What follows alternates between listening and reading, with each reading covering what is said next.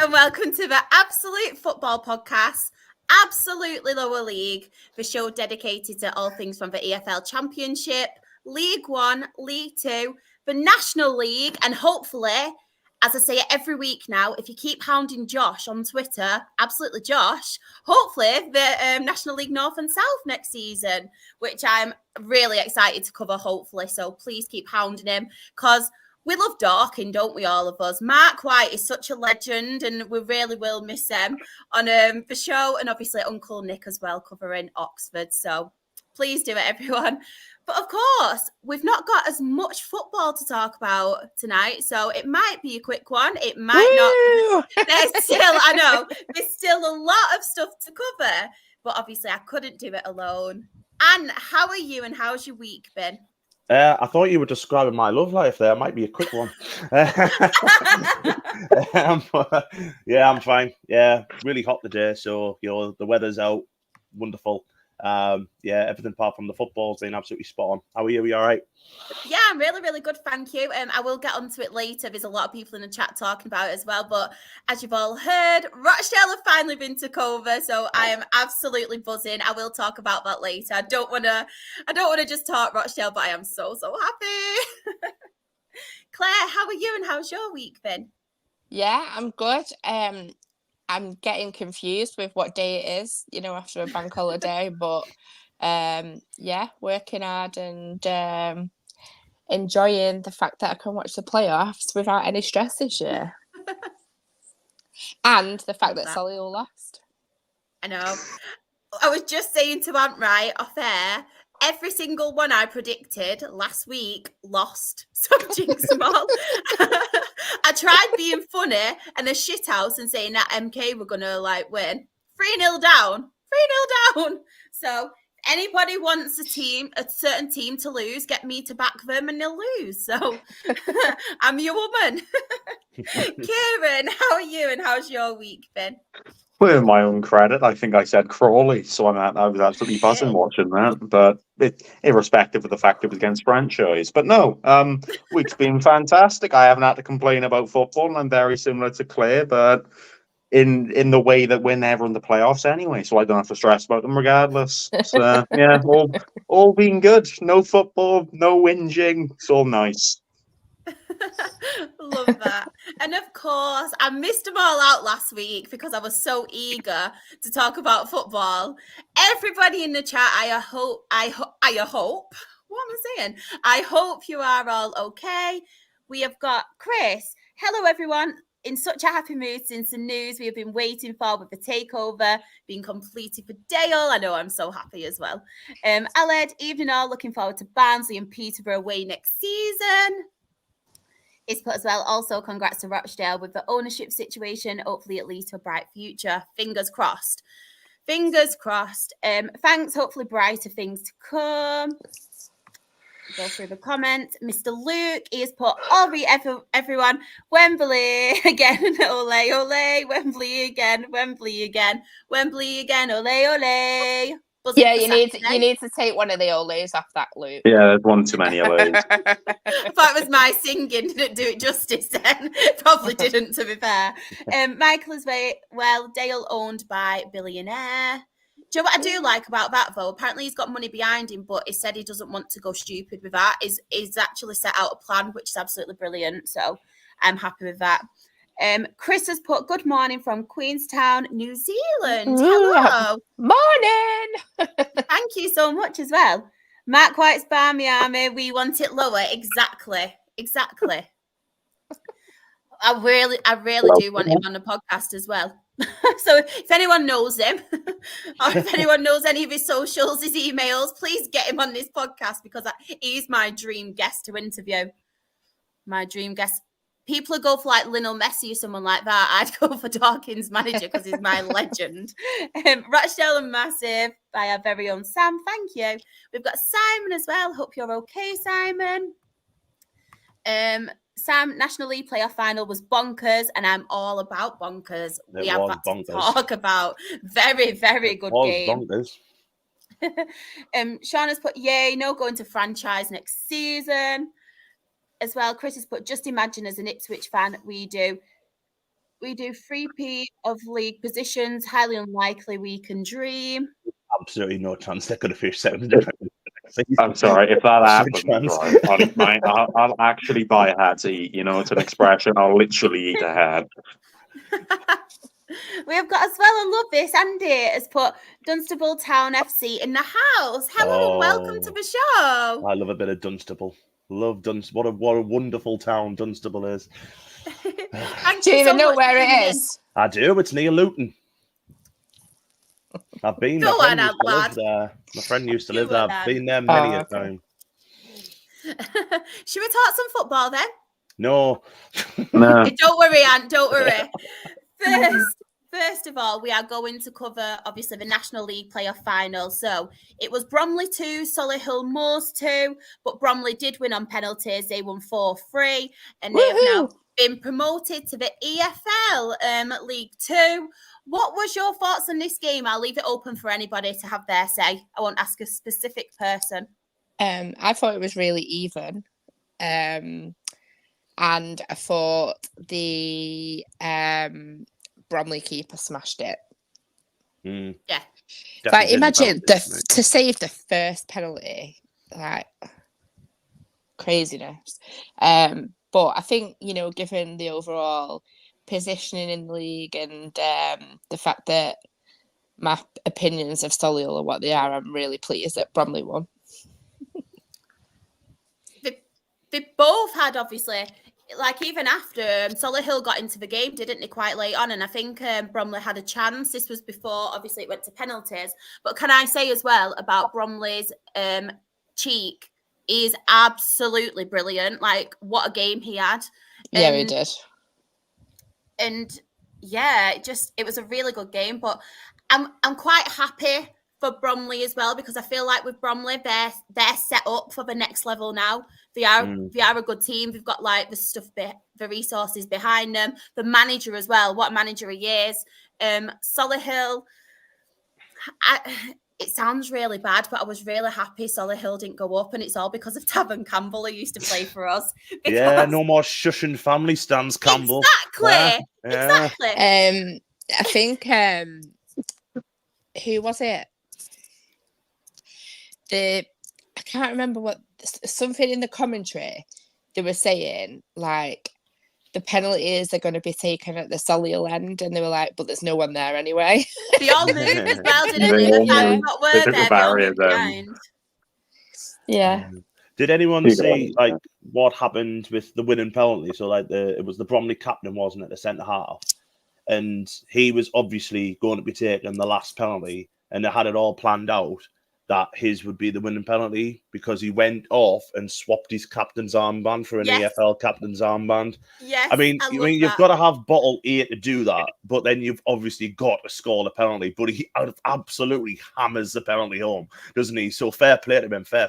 Like, that is. I didn't realise that. Yeah. I mean, that is the ultimate shithousery. He had such a cheeky smile on him when he walked up to take it as well. He had the EFL armband on. He gave a smile. You knew he was going to score it, like, before he even took the penalty. That's funny.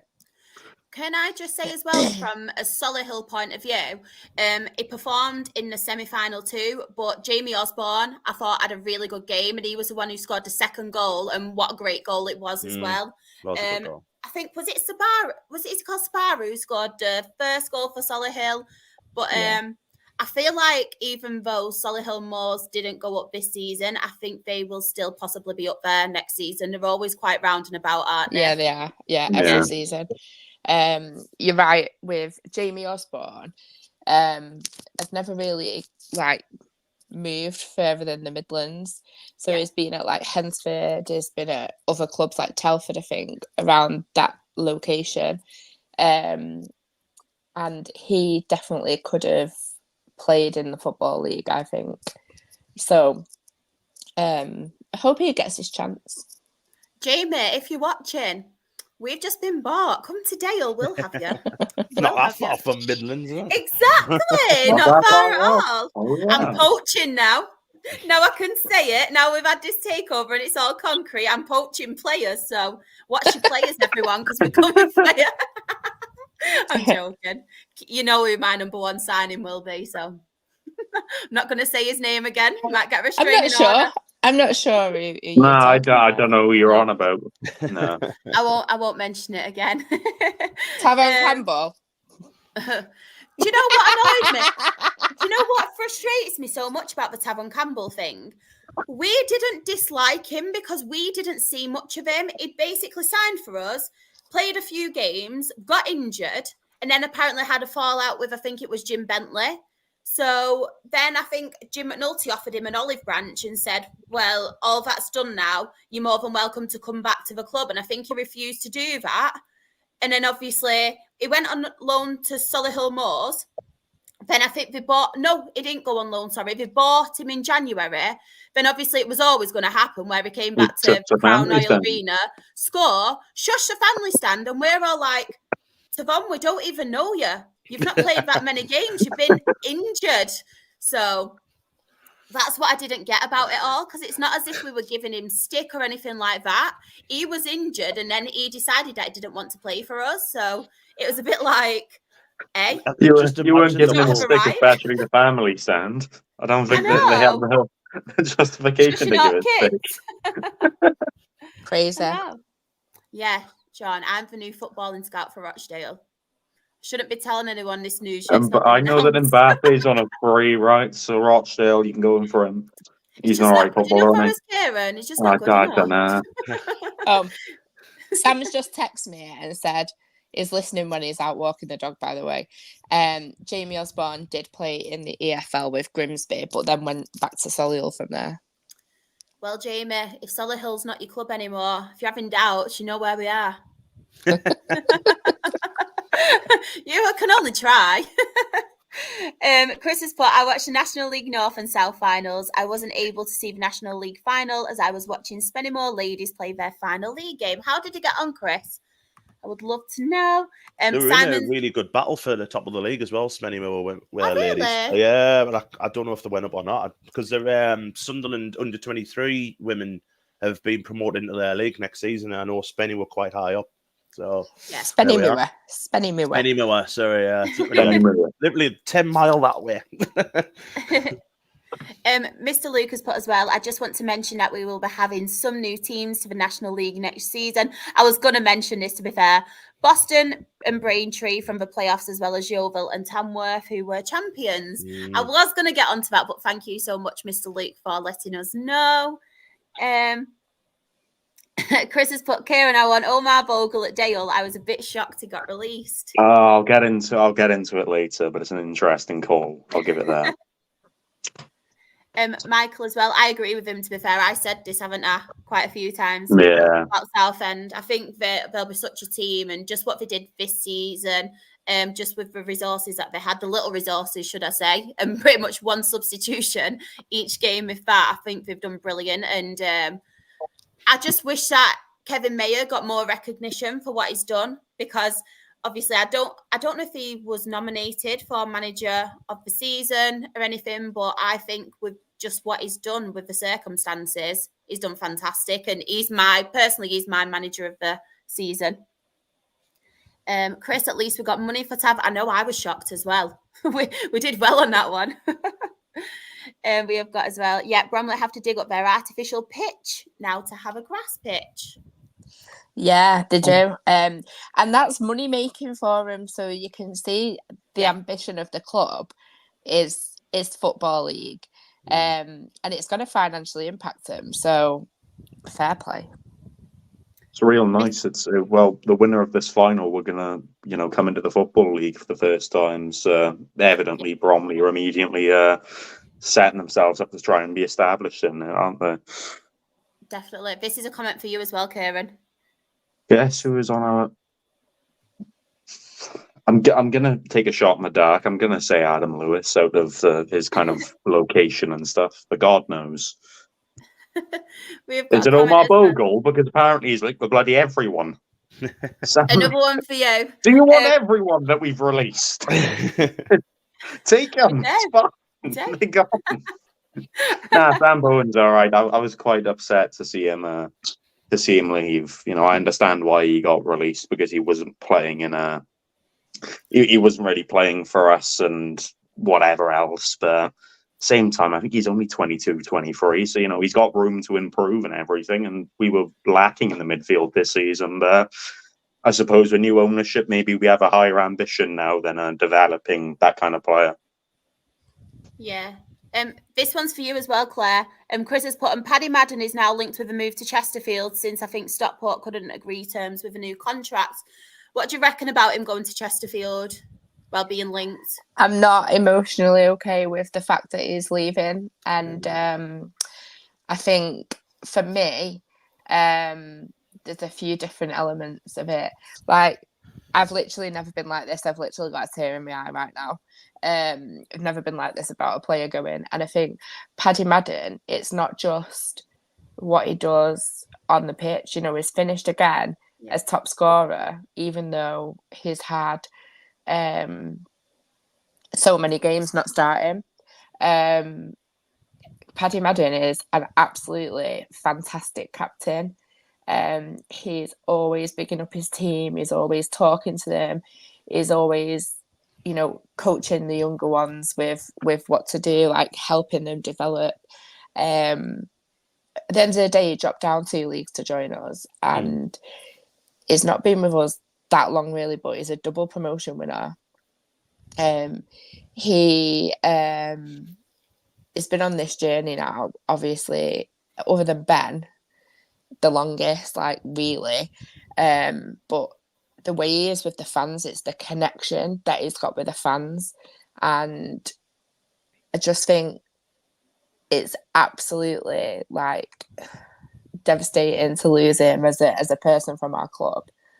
And wherever he goes next, they've got an absolute amazing person to come and join him. It is very, very, very, very, very strongly suggested that it is going to be Chesterfield, and I think that makes perfect sense for him, so that they're a club with the momentum of promotion.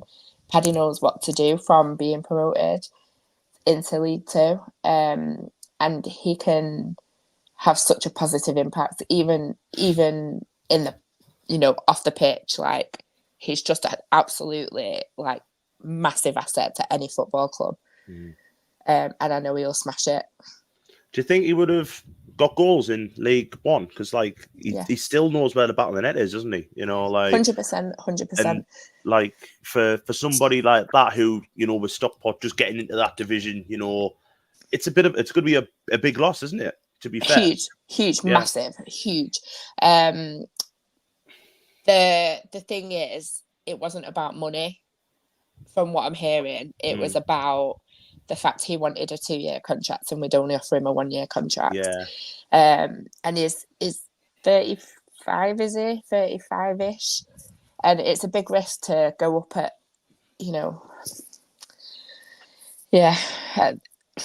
to go back to where he was, I suppose. But some positives, though, is Ryan Rydell and also Ethan Pye, who are just 2 absolutely amazing prospects. The young lads, 2021. They've both signed for new 3-year deals. They will be absolutely massive for us. And I'm going to put this out here now. Championship by 2027, they might have got there before us. So tying them down to 3 years, massive.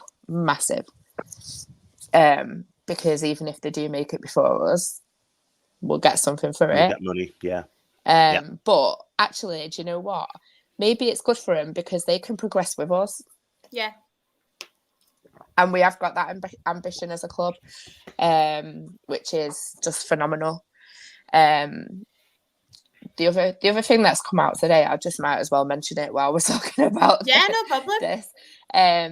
Stockport County's owner, Mark Stott, I know I harp on about him all the time and what a fantastic owner he is. It's just shown yet again what an absolutely incredible human being he is, because he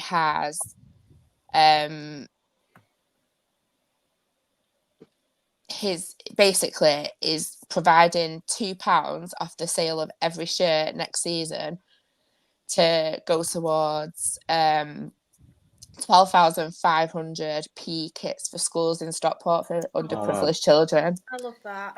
Also That's making so a good. sizable donation himself as well. But Love that. it's just what it's guy. just it's just another guy. example of what an amazing owner we've got.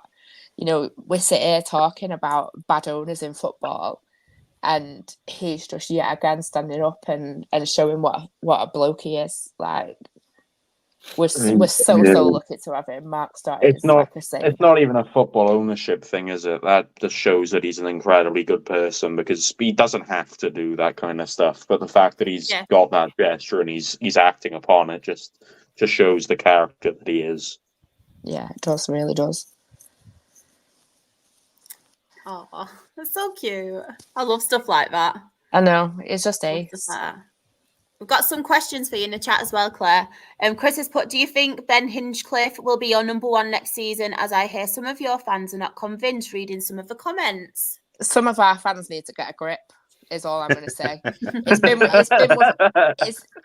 with us for 8 years, yeah? He's joined us in the Conference North, and he is an incredible keeper. He has fought off fierce competition from even a Liverpool loanee, and he has always fought back. He's always improved, and he's always retained that number one spot. He was like an ever-present in our team this season.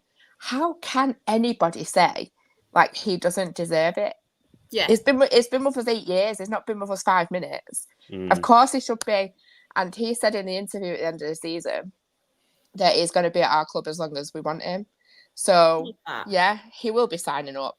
However, and I did say this on Hatters Hangout last night, he probably needs some more competition, because the fact that he's 37 means that at some point we have to prepare for the fact that Ben's going to not be playing football anymore. I don't think it'll be in the next couple of seasons by any means, but we need to be planning on who's going to replace him as a number one as well. Definitely. But it's a challenge, because how do you do that and tell someone you're not getting the number one shirt? Yeah. Wasn't he the top clean sheet holder in League Two this season? Like, the fact that people aren't convinced by him is mental to me. I understand you have a really good defence and stuff, but it's bizarre. It's a tiny, tiny amount of people. And a lot of it is his distribution. That's funny that someone on a podcast said that maybe it should be given her a number 13, when it's ludicrous. Just crazy. Yeah. Can't remember what I was saying. That's put me off. As well, in the chat, apparently Glenn Taylor has signed a new contract. So glad he signed. Happy dances. I wonder what Spenny fan Chris's happy dances. Yeah, we need to find that out. We found out that Ant is the conga line on the megabus. Yeah. We'll have to find out what the rest of it is. And in the chat as well, Aled has put about, obviously, their release and retain list. Want to give praise to Luke Young, Ben Tozer, and Rob Leington. What a great servants they have been to Wrexham. And then he has put, Luke Young, what a workhorse, and will be a Wrexham legend to me. Is Tozer the long throw guy? Ben Tozer. Yeah. He's one of the long throw guys. Yeah, he's got a long throw. He's also the one that got a lot of stick this season for not being very good just after his dad had died. Yeah, that's the one. Yeah, didn't take any time off. Was. Yeah, he's a good League Two player, isn't he, Ben Tozer? Yeah, he was formerly he was at us for a year or two. You know, like there's talks of that we want him back, and I don't think he's really the kind of player we need. But at the end of the day, the stick he got was very much unjustifiable. You know, right. The circumstances he was under to receive such heavy criticism is just not nice, is it? Do you know what? But every time long throws are mentioned, I always think Mickey Demetriou. So it took me a few seconds there.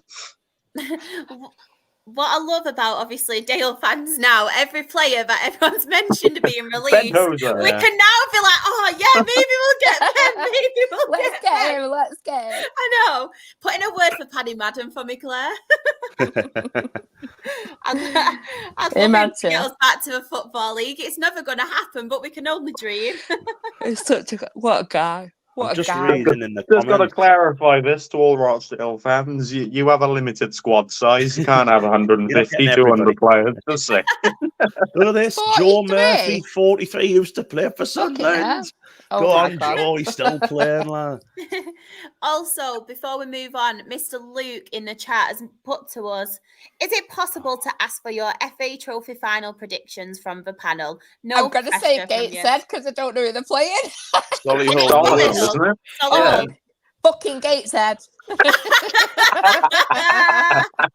Yeah, I'm team Gateshead. I wanted Gateshead to win anyway, but I think just with what's happened with the playoffs and things like that, they deserve something this season because, as I've mentioned time and time before, they're one of the best teams I have seen in the National League this season, and they deserve some kind of like trophy for what they've done this season. Recognition. I am with Gateshead as well. Of that, and you've got to be looking at two things really. One, they're going to have a hell of a point to prove with what's happening in the playoffs. Two, they're going to come in very, very fresh. Whereas Solihull Millwall have had that heartbreak, and that will hurt them last week. That will hurt them a lot. And I think Gateshead will win quite comfortably. 3-1. 3-1's a good shout, Chris. To be fair, was it Chris? Yes. Raw Gateshead. Yep, Raw Gateshead. Are you Gateshead, Keiron? Yeah, I gotta be Gateshead mainly, and this is unrelated to everything about football. Gateshead put a tweet out about this FA Trophy final. They put it out, close to a week ago, and then the tweet and the caption read, "Yes, we're allowed to play this one." Just out of that tweet alone, I'll put them to win. And you know what? Out of Paul Solihull and the fact that. They've lost on penalties. I'll say it's 3-3 after extra time and everything. They lose on penalties again. So we'll go Gateshead penalties. Can I ask Mr. Luke a question, actually? How many Newcastle fans pretending the Gateshead fans are going down? Just to see somebody win something. While we're waiting on that as well, while we're waiting on Mr. Luke to comment, this would be absolutely perfect, Aled. You have got it in one. Pulls the ball long into the box and meets ahead of Madden and scores 1-0 Rochdale. If that happened, Charlotte would be going to the chippy for a fish cake after. Playoff final against Solihull again. That's what happens. 92nd minute. There we go. And then Paddy Madden runs and celebrates with Kean Hayes. You can only dream, can't you? Campbell runs onto the pitch and starts shushing the family stand again. That'll probably happen anyway. Just before we move on as well, we are going to go to League Two now, but we have a question for you, Keiron. From my Rovers show, seriously, where do you see Newport finishing next season? While you're doing that, I'm just going to quickly go and grab a drink of water. My throat's really hurting. Oh, that's a fantastic question. I don't want to have to think about it. Not because I'm worried for next season, but because there's so much uncertainty about who we're going to bring in, what caliber of player we're going to go for. Like I said, we released 8 players. I think it was 8 anyway, including the ones that were on loan. All the ones that we sent out on loan, rather. And of course, we lost the 5 other players we had on loan. So we've lost 13 players from a squad of about 24, 25. So as of right now, very much on bare bones of knowing stuff. But Hugh and Graham, I'd imagine, have been talking. Hugh's publicly backed Graham Coughlin, saying that, he's done really well under these minimal resources.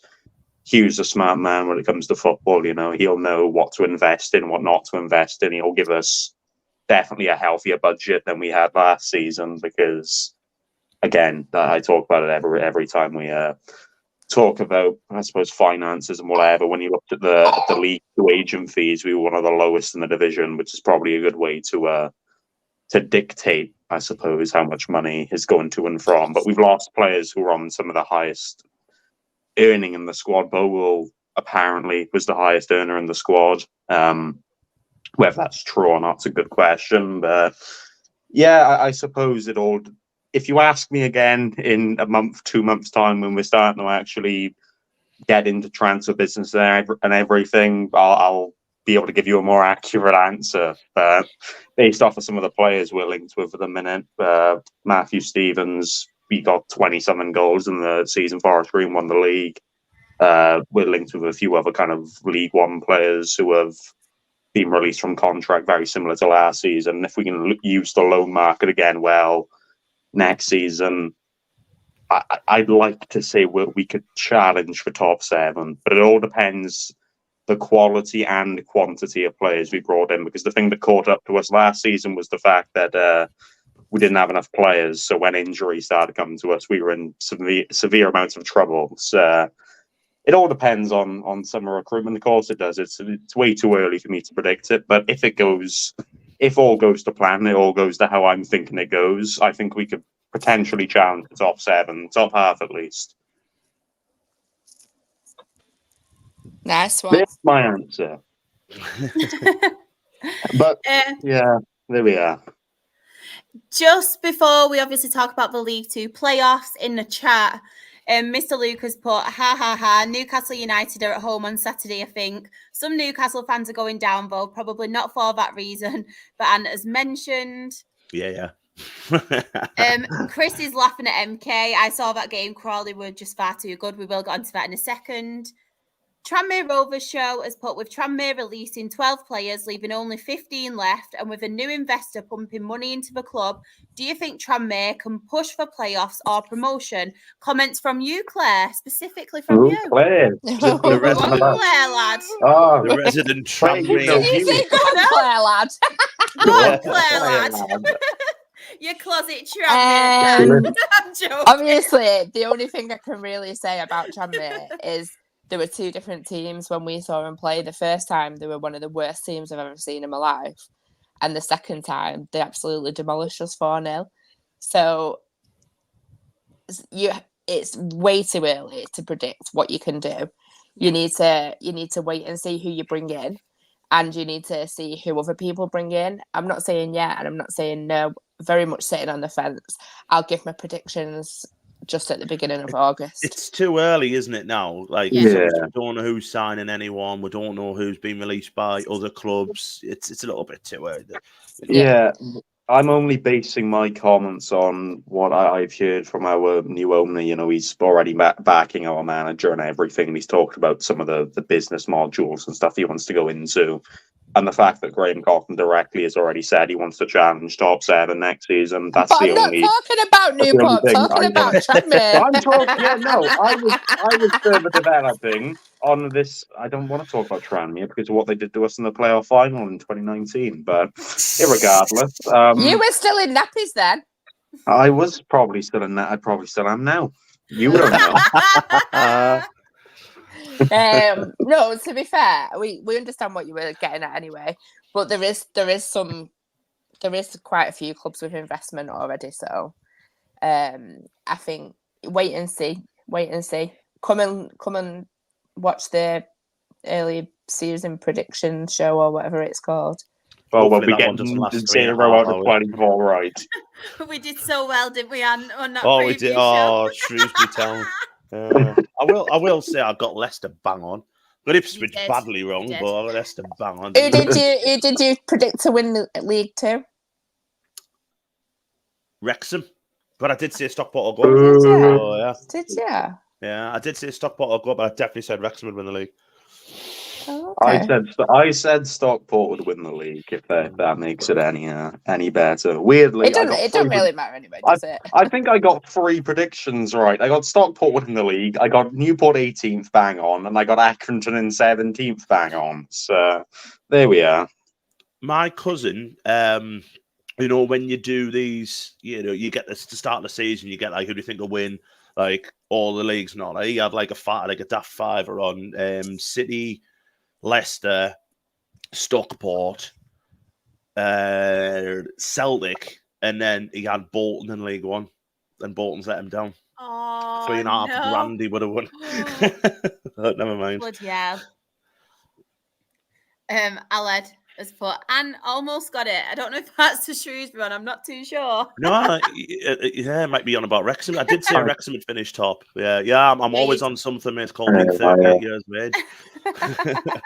I'm pretty sure my top three was Stockport, Milton Keynes, and Gillingham. So other than Stockport, by God, they were awful. Where did Wrexham finish, by the way? Second or third? Third. Second. Second. So I was one position off Tranmere fan. So do you not go. remember? Have you not seen the dog bowl that Mansfield got for finishing third? That's right. Yes, I do. I can't get over that. So I'm on something, but because I was wrong by a team finishing second instead of first, they still got promoted. You know what I mean? So, come on, Shrewsbury.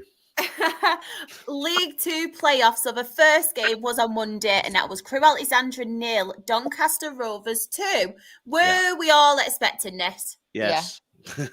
Doncaster's form is just ridiculous, and Crewe have been doing the best to mess things up anyway. Had Barrow's form not been so bad, Crewe probably would have fallen out of the playoffs altogether.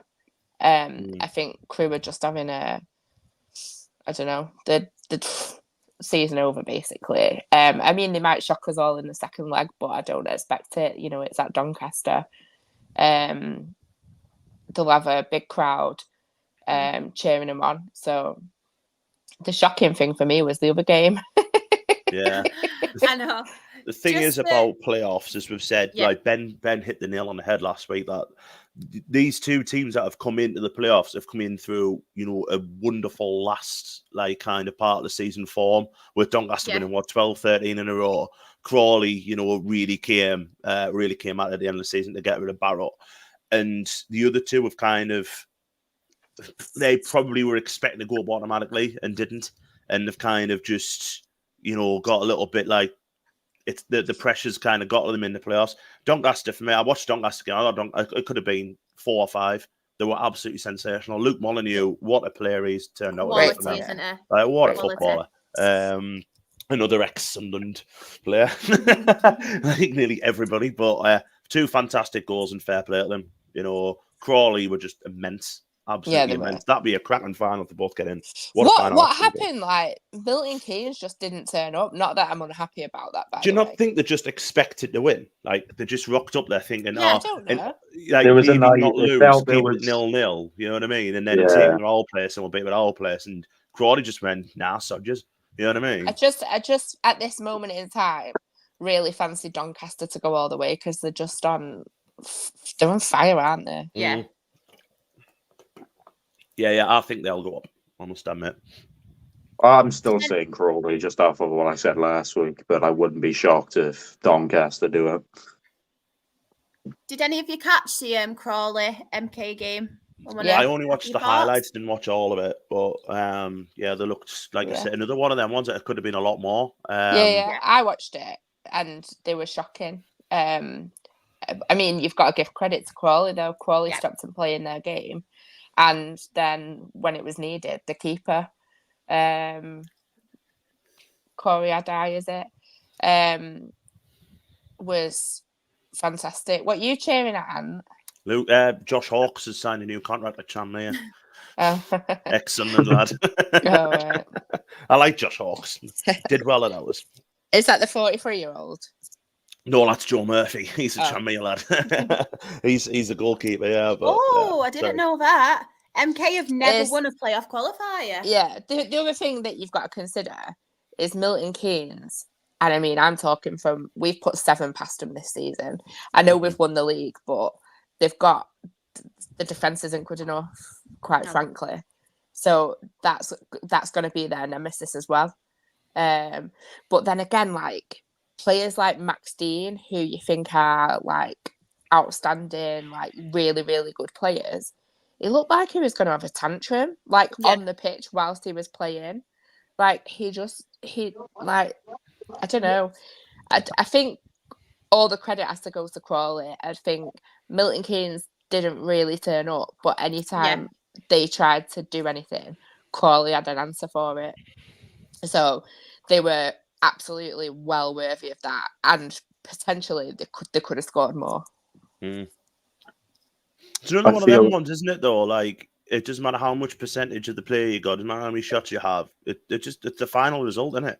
Like, because Crawley were proper counter-attacking, weren't they? Like, the Crawley were happy just let Milton Keynes have the ball in their own half, and then as soon as they got the 18-yard line or something, they just went straight at them, didn't they? Exactly. They got the press absolutely bang on.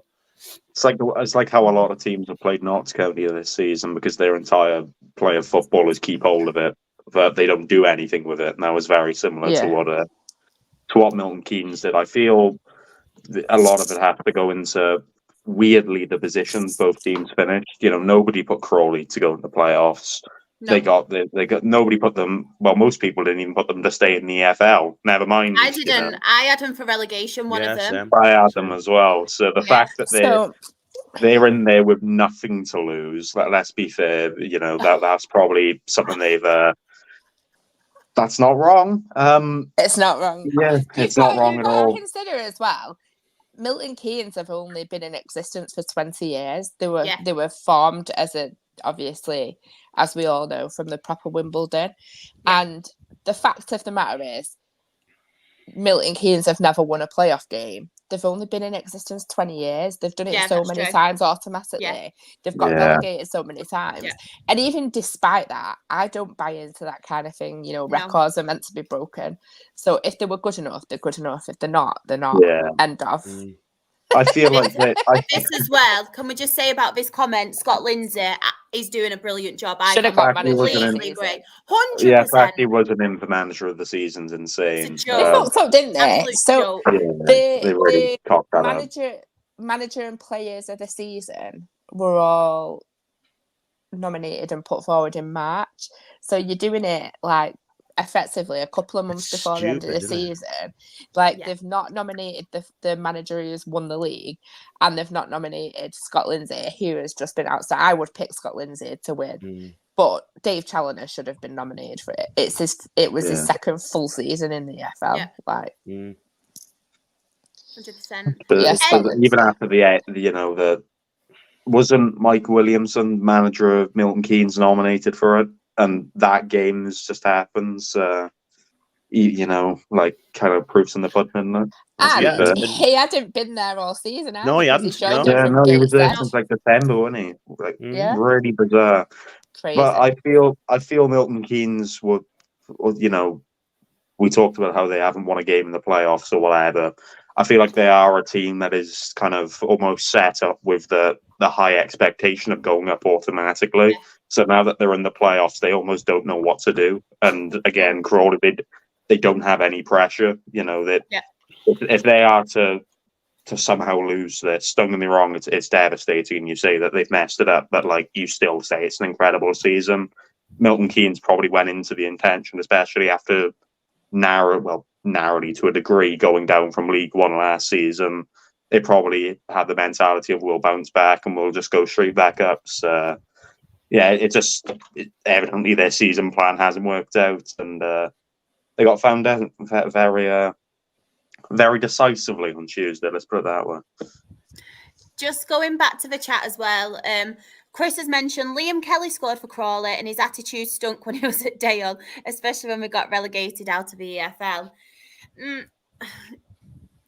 Yeah, I saw glimpses of that, to be fair, but I think with Liam Kelly he performs in a good team, which allows him to kind of play his fancy football, which he does and which he does very well. Whereas with us at the time, it was quite like in a relegation battle, and his little flicks and things like that, you couldn't just cut it with us in that season. It was one of them where we needed a tough midfielder to kind of get us through that season. And I think there was a few like your Liam Kellys and stuff, and they were obviously the ones that Jim McNulty got rid of at the time. But what a performance from Liam Kelly, and you've got to give him credit where he's due. I thought he played excellent, and I think he got man of the match as well. He did. Yeah. He didn't shush the family stand, Charlotte, did he? He didn't, to be fair. But again, he's not been back. He's not been back to Dale because they're a league above us, so you never know. It could happen one day. He'll probably shush me now, but I did give you credit there, Liam, if you do come across this. Aled has put as well, the ideal final is Crew versus Donny. Just a shame both play against one another before the final. Yeah, that's And the way the then- playoffs work. I know. I know. And Aled's also put, but Grant McCann should get it instead of Lindsay. Instead, if Lindsay didn't get it, because of getting them to near relegation zone to potentially getting promotion via the playoffs and also finishing fifth. I don't know whether I give him the credit of manager of the season, because I don't think you can ignore the 66% of the season beforehand where they were in that situation. Don't get me wrong, the turnaround was absolutely fantastic, but I don't, it's manager of the season, not manager of the last 3 months. Yeah, Well, but in that same point though, Keiron, like he's seen a problem and he's put something in place to fix it in January. Yeah. And so I don't know whether he's fixed what was wrong, is strengthened where he's needed to strengthen. And at the end of the day, in the season, he's got his team to fifth in the league. Like you can't ignore that. And that is in the season. I guess not, but my entire, I suppose, thought process when you're talking manager of the season is you look at it as a collective. I understand what he did in the final 11, 12 games. You can't ignore it, and there's definitely the argument to put towards it. But, I don't think you can award it off of 11 games. I feel like it should be off of the 46. It's not 11 games, though. It was over 46. Yeah, but they only got beat once in the league from January. So it's not about 11 games. There we go. But to a degree, I personally do not think he should have won manager of the season anyway. I'd put a lot more of a case up for Scott Lindsay, but there we are. Yeah, we're not saying he should have won it, but he should have been nominated for it.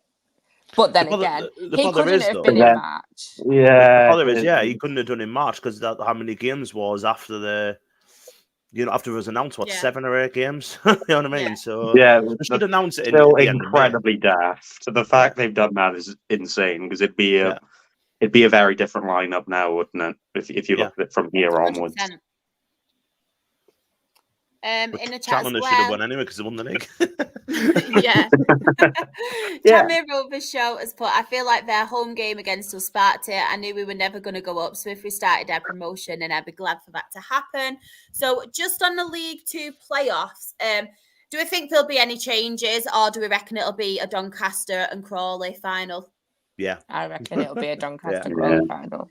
And who are we going for? If it is a Doncaster Crawley final, who are we going for in the final? And I'll ask you first. Doncaster Rovers. Doncaster. No, it's fine. Sorry, Keiron? I'm going to go Crawley, just because I said it last week. Do you know what? I'm actually, I don't know, because I jinx them. Well, I want to go for the draw. Reality now. Yeah, do you know what? I'll just go for MK again so we get smashed at home. I'll do that so we get smashed. I'd hardly say it to them. There's only about 4 people in there. Yeah, that is true.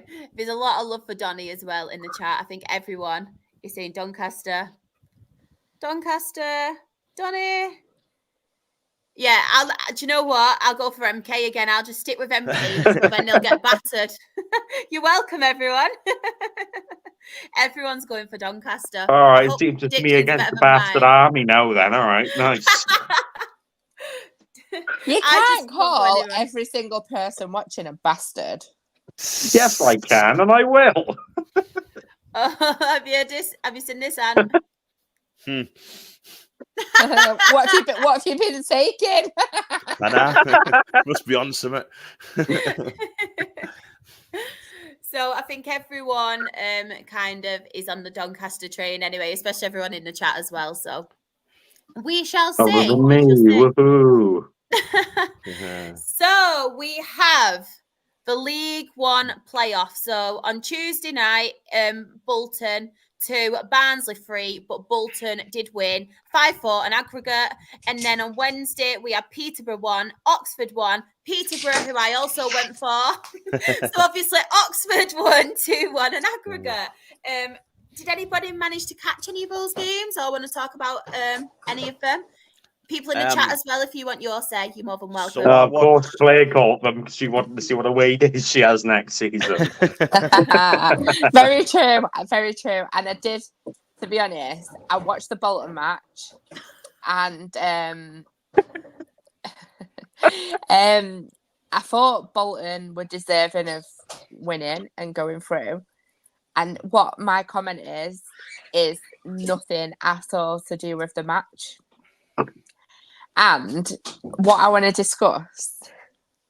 Are you going to say pitch invasion? No, I love a pitch invasion. I love a pitch invasion. What I was a bit like, not sure about that, simmer down a little bit, is the players out celebrating in the stands with beers. Like, do that in private until you've won promotion at Wembley.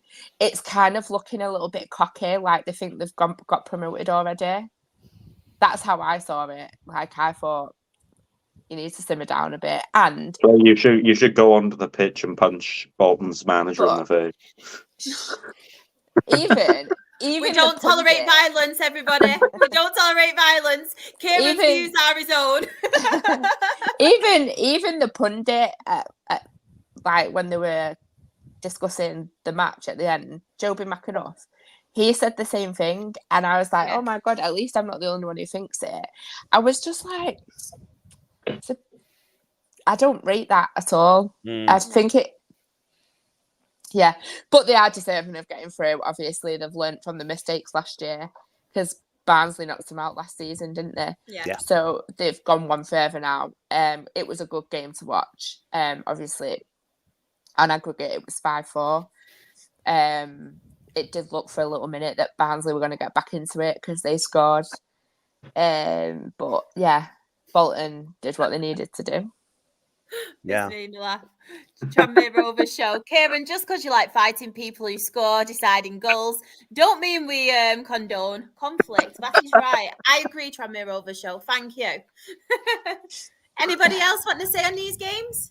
I only watched the first leg of the Bolton Barnsley game, and then I watched a little bit of Peterborough Oxford last night, and I agree with what Claire's saying about this drinking beers on the pitch, because if you're Oxford City now, I mean, what are you just going to show your players? You're going to show footage of that, just going to go, look what these are doing now. These think that you've got you beat.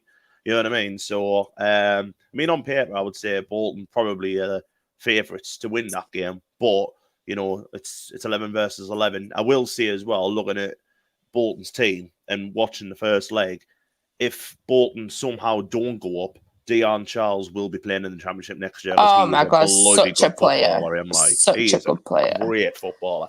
Yeah. So yeah, that was probably my takeaway from both of them. But totally in agreement with Claire. I actually thought them running on the pitch, to celebrate a playoff semi-final win was a bit. You're not a fan of pitch invasion. Yeah, I mean, I must admit, I don't like them. But what have they won? They've not won anything. Yeah, but if they win at Wembley, they can't pitch invade at Wembley. That doesn't matter. I think I do get it. We did it last season as well against Salford.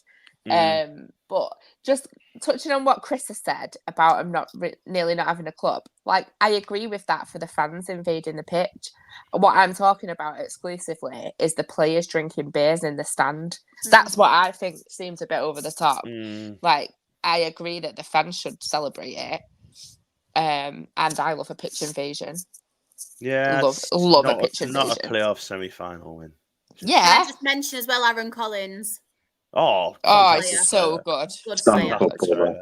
Yeah, fantastic striker. He'd be another one who'd probably be playing the Championship next year, no matter. Yeah, he'll be in the Championship anyway. And that centre half that they've got as well. So that's Sanchez. He's about 9 foot. He's massive. And like the year, I mean, we had Ross Stewart for 18 months at Sunderland, right? My best part of 2 years, sorry.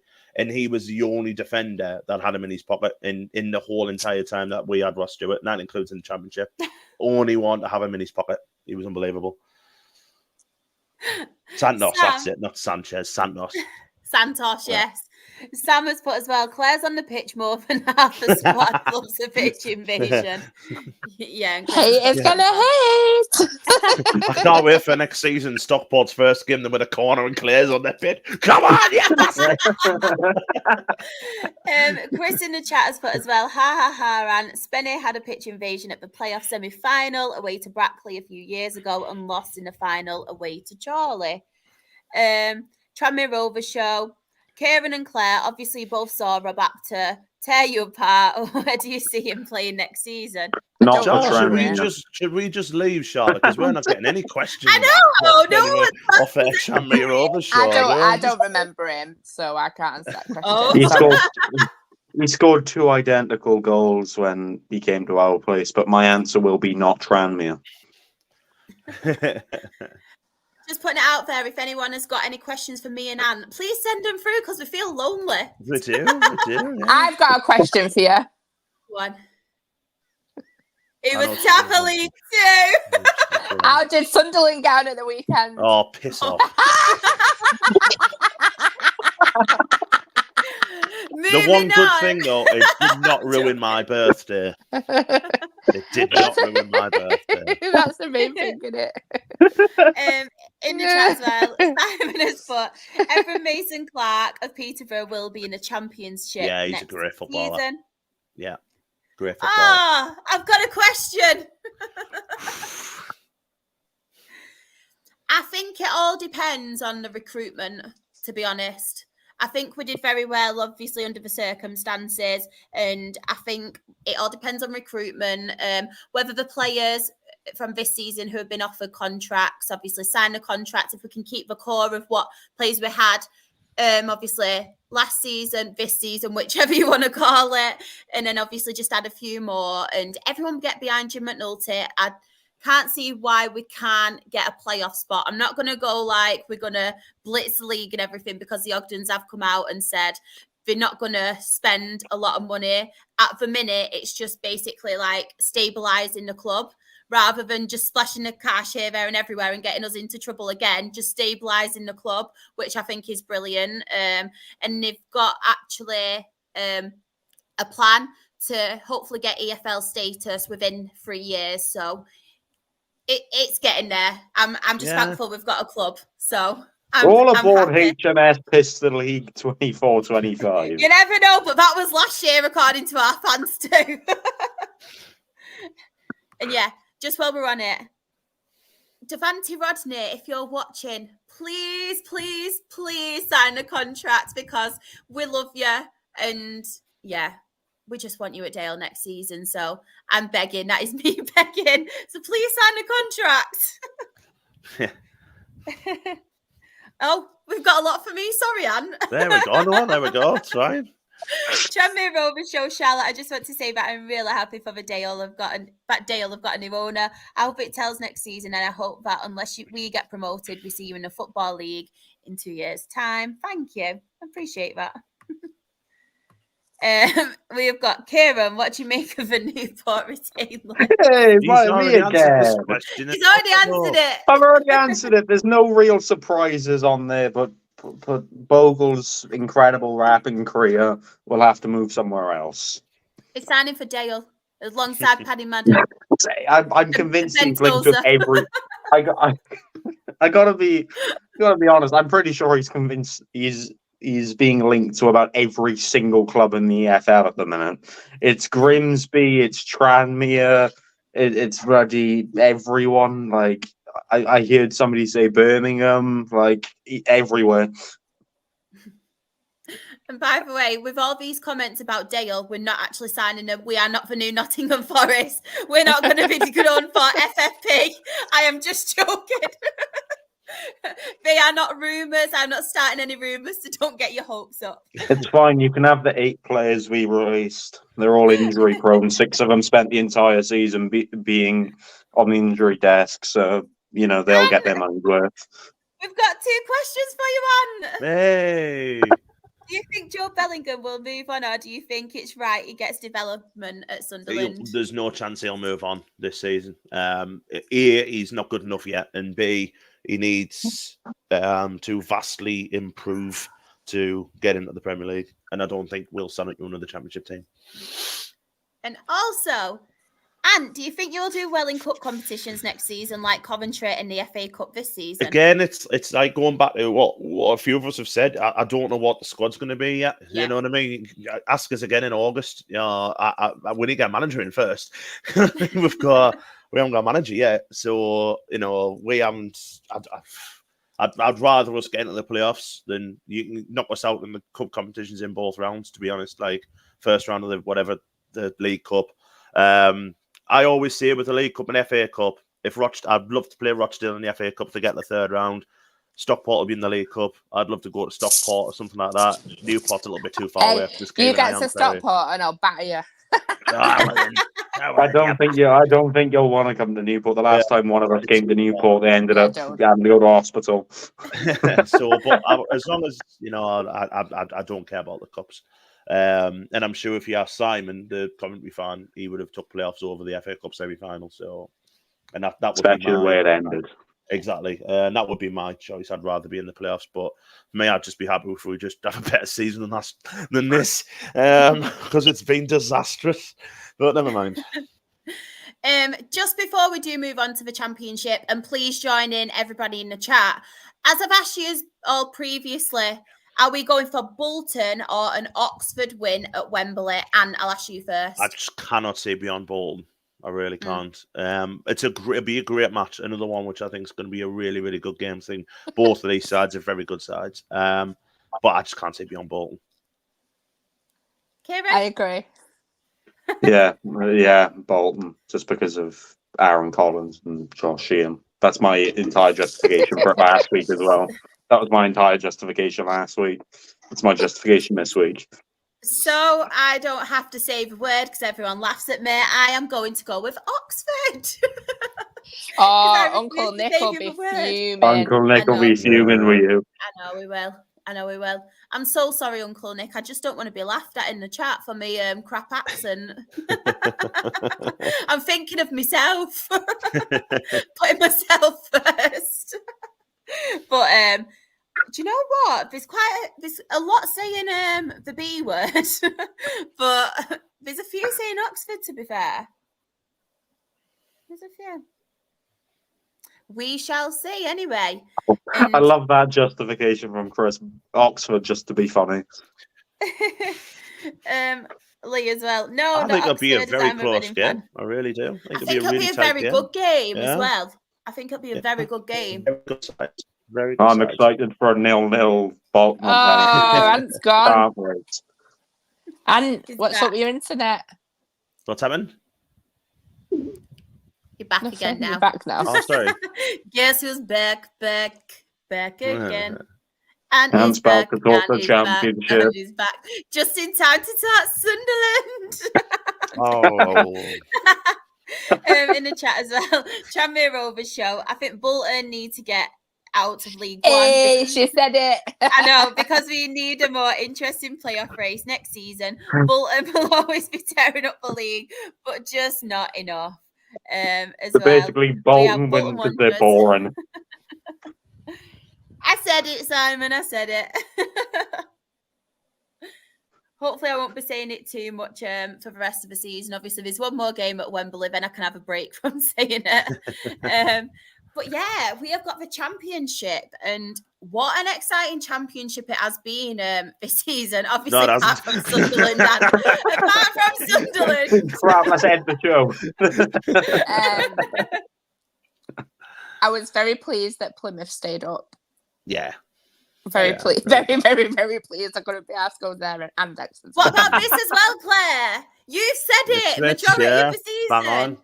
All the way. They won't drop off, Ant. They won't drop off, Ant. Well, yeah, they will. Yeah, they will. Can I actually clarify this? The one drop off because Ipswich dropped off, but Leeds absolutely bottled it. If he did, in the start of April, Leeds were top of the league, top, and they've just completely fallen off the train. Yeah. But fair play at Ipswich Town, because you would argue over the course of the season Ipswich thoroughly deserved to go up. So fair play to them.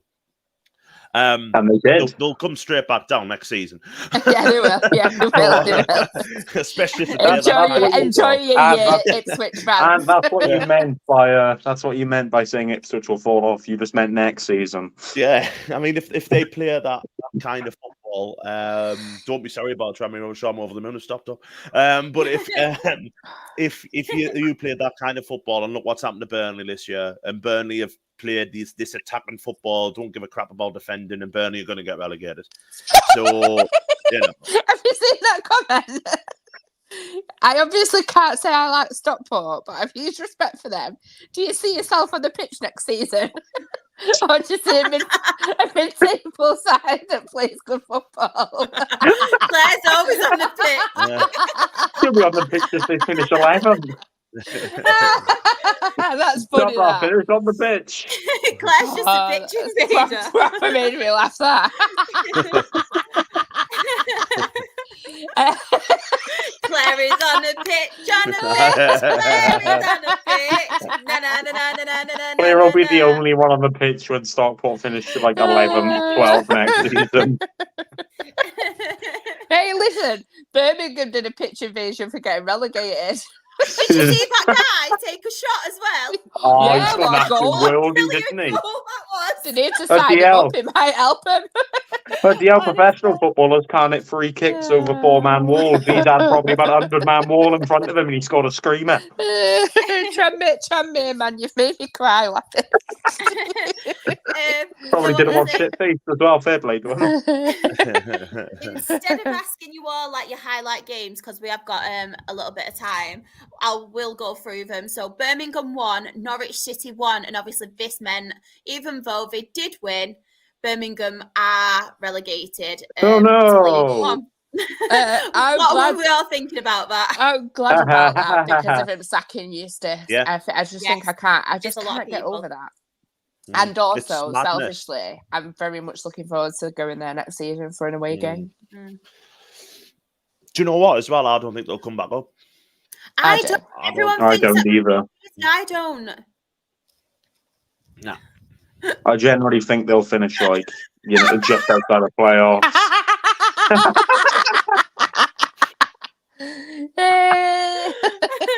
So anyone listening on audio, Tranmere Rovers show has said Claire on the pitch slips over and then the Stockport players do a pile-on.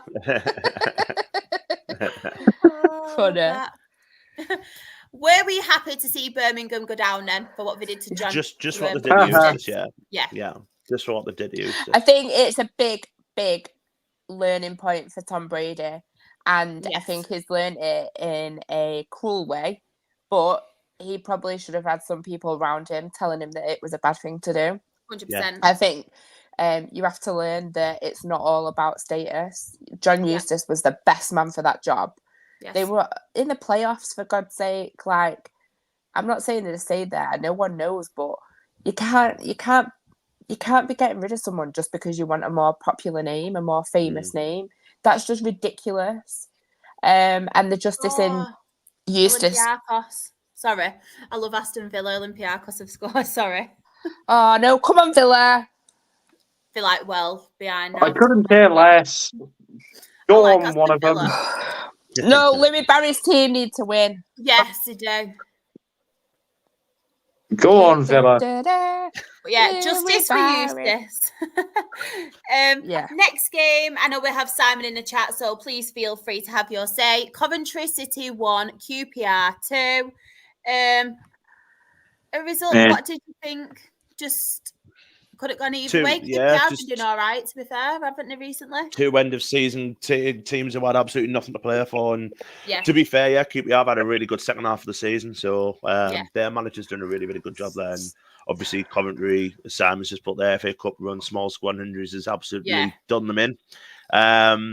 Big ask for them to keep a hold of Ellis Sims, I think, because I think some teams in the Premier League would be stupid. But I wouldn't be worried if I was a Coventry fan for next year because they've got the right man in charge. Go on, Everton. Signing out of Sims back. It was a mistake letting go of him in the first place. What a player he is.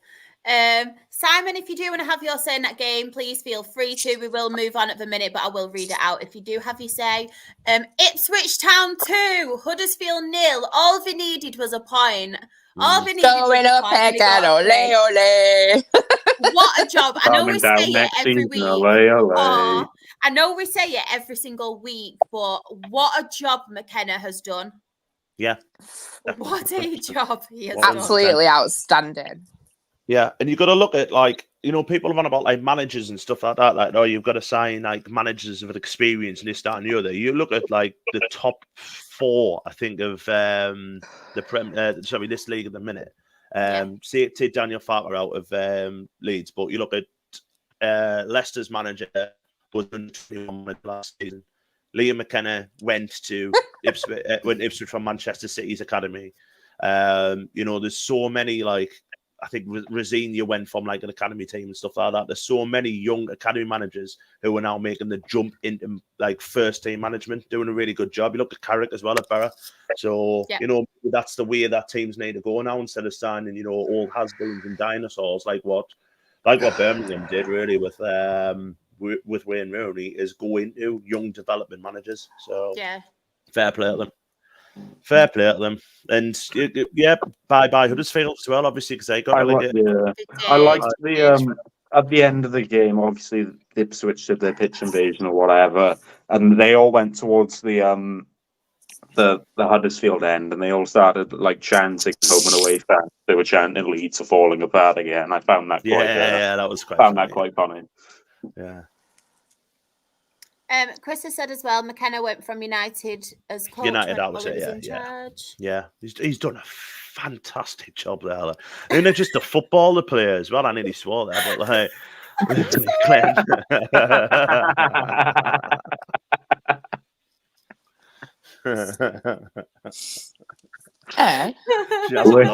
Where's Clare? She's pitch invading at Bolton Road. I don't get it. Why would I have been there? If that's the joke. For a pitch invasion. Yeah, it's just a joke saying that you like pitch invasions. Sam, if you ever do another Where's Clare, if you ever do a Where's Clare, you'll have to do random pitch invasions across the country. Yeah, she was just at the Bolton Barnsley game for the pitch invasion. Claire was drinking beer with our Bolton players.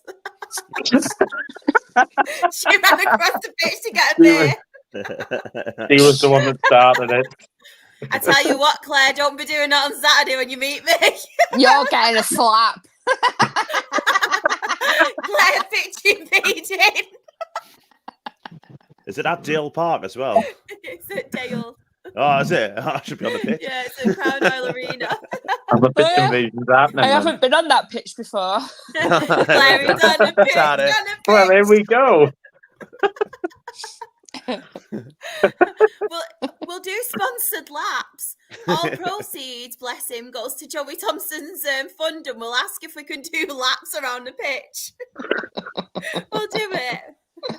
I'm so looking forward to that, though, bless him.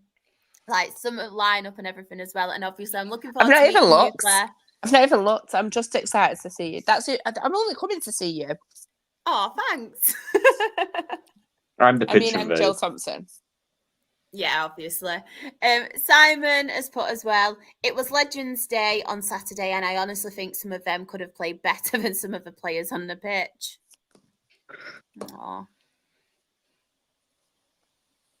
They're on the beach, though, aren't they? That was it. Yeah. Oh, my God, he blocks me. That's Tyrese's dad. Has he blocked you? Yeah, years ago when we were in the Conference North.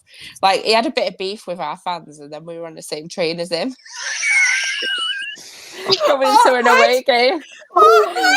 And I obviously was giving him a bit of shit, and he, like, stood up and left the carriage. I wasn't being nasty. You weren't being nasty, but she got blocked. Robson, no, it wasn't then. He'd already blocked me by that point. Robson's coming with me on Saturday. So Dale. Love that. We'll get a selfie. Yeah. Hiya, Frank. Do you remember me?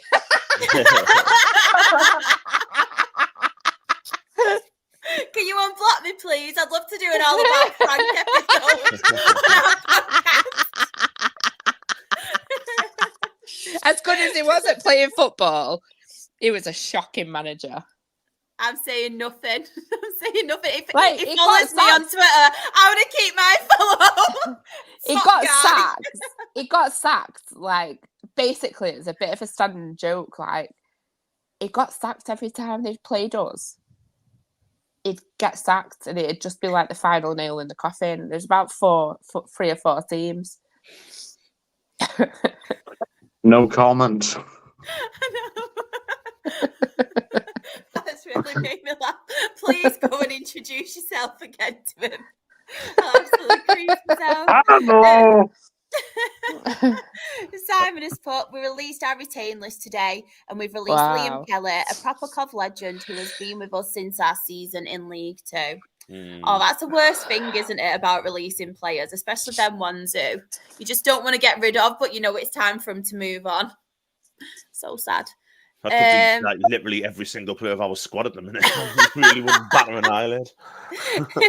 Yeah, I haven't batted an eyelid at any of our players that got released either. Next game, Leeds United 1, Southampton 2. What were we thinking about this one? I predict the riots. I predict the riots. What I'm thinking... What I'm thinking about that game is Leeds have completely just collapsed, man. Yep. Like, what's happened to him? They were like, they had such a good chance of overtaking Ipswich properly. They already had. Yeah, but it was still close, wasn't it? Like they could have put a gap in it. But I just think they collapsed. And so much, they just don't seem to be able to, get past it. I wouldn't be surprised if they don't go up. I don't think they will. I don't think they will. I think that's your playoff final there. I think that's your playoff final, Leeds versus Southampton, but I think Southampton will beat them. And the thing Southampton have got coming back, going into the playoffs, they've got Ross Stewart coming back from injury, and he's barely played for Southampton. And, take it from me, he that season when he was fit, he was the best striker in that league by a country mile. Him and Gyökeres, they were absolutely fantastic. So, if he comes back and he comes back firing 3 games, for me, I think Southampton's the favourites in that playoffs for the 4. Oh, them 4. What a result for Blackburn, by the way, just underneath. Because Blackburn, you know what we mentioned last week? We said it's very, very unlikely Blackburn can go down. It needs a lot of things to happen. All those things were happening at some point. And then Sammy Schmodix went and scored twice. So fair play. I'm over the moon for Blackburn. I like Blackburn as a club. A certain Robson Sargent said to me yesterday, I've been watching a bit of Championship this season, and I really like that Sammy Smodgett who plays for Blackburn. We should try and get him. And then I realised that he's a top scorer in the Championship, and there's no chance. So he was at Peterborough, and when we were in League One, we had we obviously played Peterborough loads of times, and he scored pretty much all the time he played against us as well. But this season, he has been absolutely outstanding for them. If they didn't have him, they'd have been probably bottom of the league, because the amount of goals he's banged in for them, and he scores just like he's a proper poacher. For me, if he is going to, I don't think he'll go in the Premier League to answer that question. That's pretty below. But I would I think he could. I reckon not your top side Premier League, but I reckon your mid to lower table. I just don't think he's good enough, to be honest. I think he's a very good Championship striker, but I don't think he's good. Like Dwight Gale back in the day. Dwight Gale was a phenomenal striker in the Championship, but he was not very good in the Premier League. I think, but for someone like Sunderland to sign Sammy Schmodix would be amazing. Because we need a striker. We need a striker who's with experience as well, and he would be probably the top of the list for us to sign. But he's a cracking striker. It wouldn't put it past as if the bother is, I think Blackburn have put a really stupid valuation on him. So he probably will stay there, because I don't think anyone will pay that amount of money for him. No. But fair play to them. I'm glad they stopped up, actually. Johnny has put as well. Apparently, they want 20 million for him. I think it's 25. I think they've said 25 million. I mean, to be fair, with some of the money being thrown about in the Premier League, I wouldn't be surprised to see someone who's like a team that's quite daft with money that almost don't see it as a figure. I wouldn't be surprised to see them one of the teams going for him. Sorry, Claire, I'm still laughing at what you WhatsApp me. It's never cracked me up. Schmadix is only 28 as well. Yeah. Your opinion, Anne? He'll go in Premier League, won't he? Nottingham Forest. I don't know. He'll go along with its 17 million other players. He'll go Premier League, won't he? I'm surprised, and I will say this for Callum O'Hare. I think it's a little bit of a two fingers up the Coventry, considering like he's been out injured for ages, and they've still loved him, this, that, and the other. For me, the most decent thing he should have was sign a couple of year contract, but never mind. But it'll probably make Coventry a better team, because then they don't become this, I think it'll be the same if Jack Clark leaves Sunderland. Like, they won't become like this team who were just, we need Callum O'Hare back on the team, this, that, and the other. And I think, to be honest, the vast majority of this season, I think Coventry played better without him. So, I think it'll be fine. Totally agree with that, by the way. Yeah, I completely agree with that as well. Moving on to, obviously, Middlesbrough 3, Watford 1. Yeah. Again, two teams just at the end of the season, not really asked. Borough, for me, though, next year are the team to watch. I think they'll go 100%. Next year, if they keep all the Carrick as well. Definitely. I do like Michael Carrick, mate. Same. Yeah, same. I'll put it bold. I think Watford will struggle next season. I have a feeling they'll be down there. Maybe not. Maybe. Well, that's the main question, isn't it? You know what? I'll lowball it this season. I think they'll only have the 3. Do you know what? Right? Shall we put like a kind of prediction on for everyone in the chat? How long will Tom Cleverley get at Watford? I know. I'm gonna guess about as long as Troy Deeney got at Forest Green. About 10 matches. 15 games, I would say. And if they're not challenging for playoffs, they'll sack him. I'll say about 10. So this will be. I'll come between and I'll say unlucky 13. Yeah. So we've got now he's gonna be the first manager in like 7 years to go for the entire season. Everyone's saying 2 months. Well, what is 2 months? About 8, 9, 10 games? 10 games. Yeah, about 10 games. Yeah. Johnny has said as well, do you think Ben Sheaf will leave in the summer? Unfortunately, yes. Yeah, probably. Unfortunately. Yeah, I'm turning into the Coventry fan here, aren't I? It's like, where's Callum O'Hare going? Well, Ben Sheaf, I will say, Ben Sheaf would be a bigger loss to Coventry than Callum O'Hare. Yeah, massive loss. He's a good footballer, cracking footballer. Nobody's giving Cleverly long, by the way, in the chat. Well, I think the longest we've actually seen is about the 15-game mark, so I'm feeling that one of us will be right. We will move on as well to Plymouth Argyle 1, Hull City 0. And you wanted to talk about this, didn't you, Ant, for this reason as well? Yeah. Again, like I say, just fantastic for Plymouth. I'm not looking forward to that away day next year. Hopefully, I won't be. Hopefully, I won't be gone because it's so long. Yeah, I mean, I can totally. So, like, looking at if you're on the outside looking in from.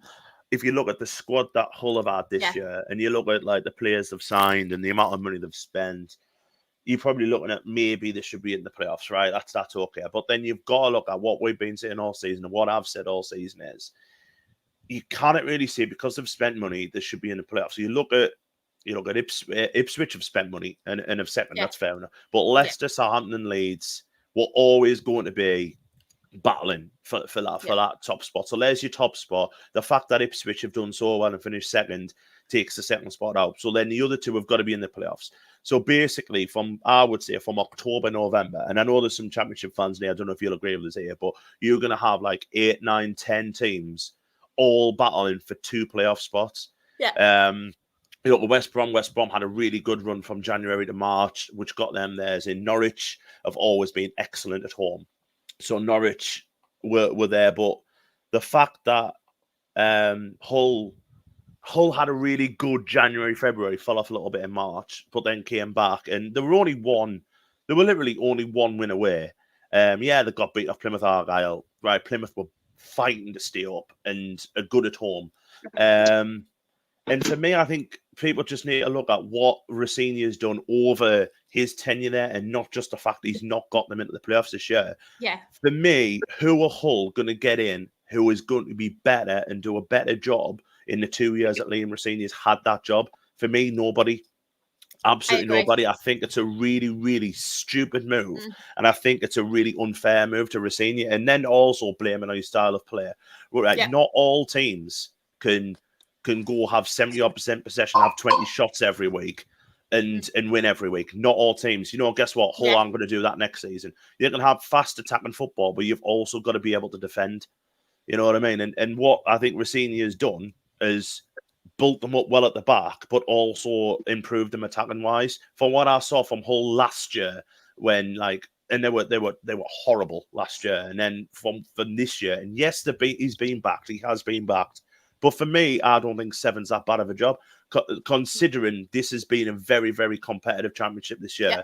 Next year, it's not going to be anywhere near as competitive. I don't think the 3 teams coming down are as good as Leicester, Southampton, Leeds. And I don't think the teams coming up, any of them are going to do an Ipswich. So it's not going to be as the competition not going to be as great.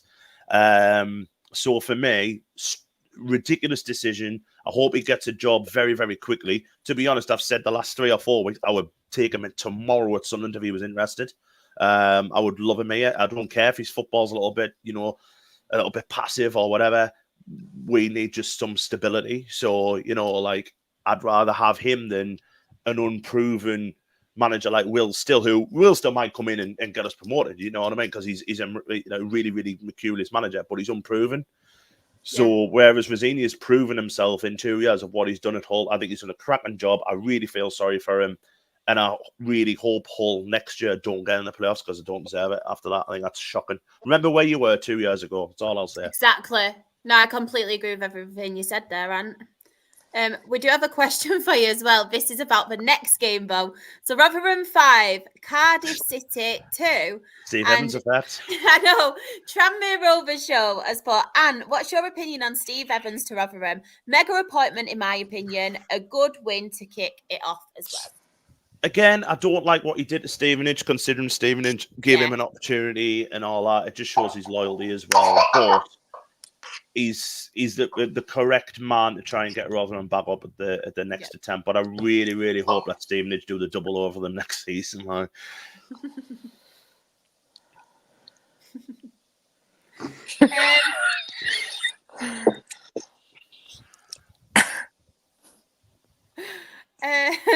Stoke 4, Bristol City 0. Anyone wants to say on this game? I mean, good win for Stoke. I mean, it's two teams that have nothing to play for. Evidently, Stoke wanted the win. Bristol didn't. And the season kickabout. Yeah.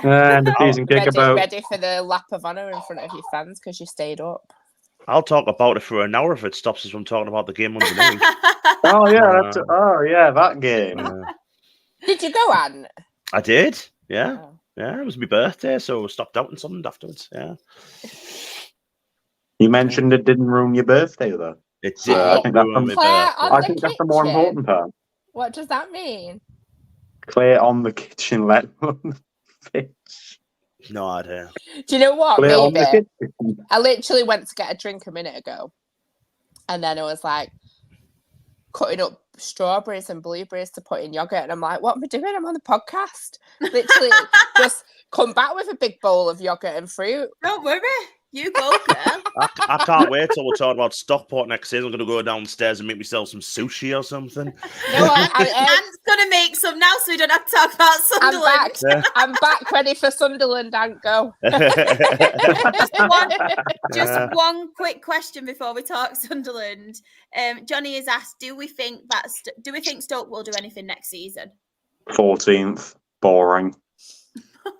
Next, just no. They won't. You don't want to carry on, Ant. You don't have to talk Sunderland. Just the whole season of Stoke. So I don't want to talk about. And just get it out the way with. Well, I think Stoke will finish 15th next season. We'll Horrible big place to screen you go. for one Oh, last fuck time off. this season. First of all, I'm over the moon. Chef Wed have stepped up because what Danny Roll's done at that. We were on about managers of the year before, weren't we? Yeah. How on earth Danny Roll has not been in the category for manager of the EFL Championship? Because what he has done with that club, Quality. I went down to Hillsborough in, I think it was October or November, and we were 3-0 up after 17, 18 minutes, and there was going to be... Yeah, probably. He's had some guns and some bad ones as Tranmere Rovers fan, hasn't he, today? But he has that some was really a good ones. It's been a mixed one. But what Danny Roll's done at Chef Wed, like I say, we went down. There were 3-0 up. The fans had turned. They turned against the owner, turned against everybody. Danny Roll's come in, done an absolutely smashing job.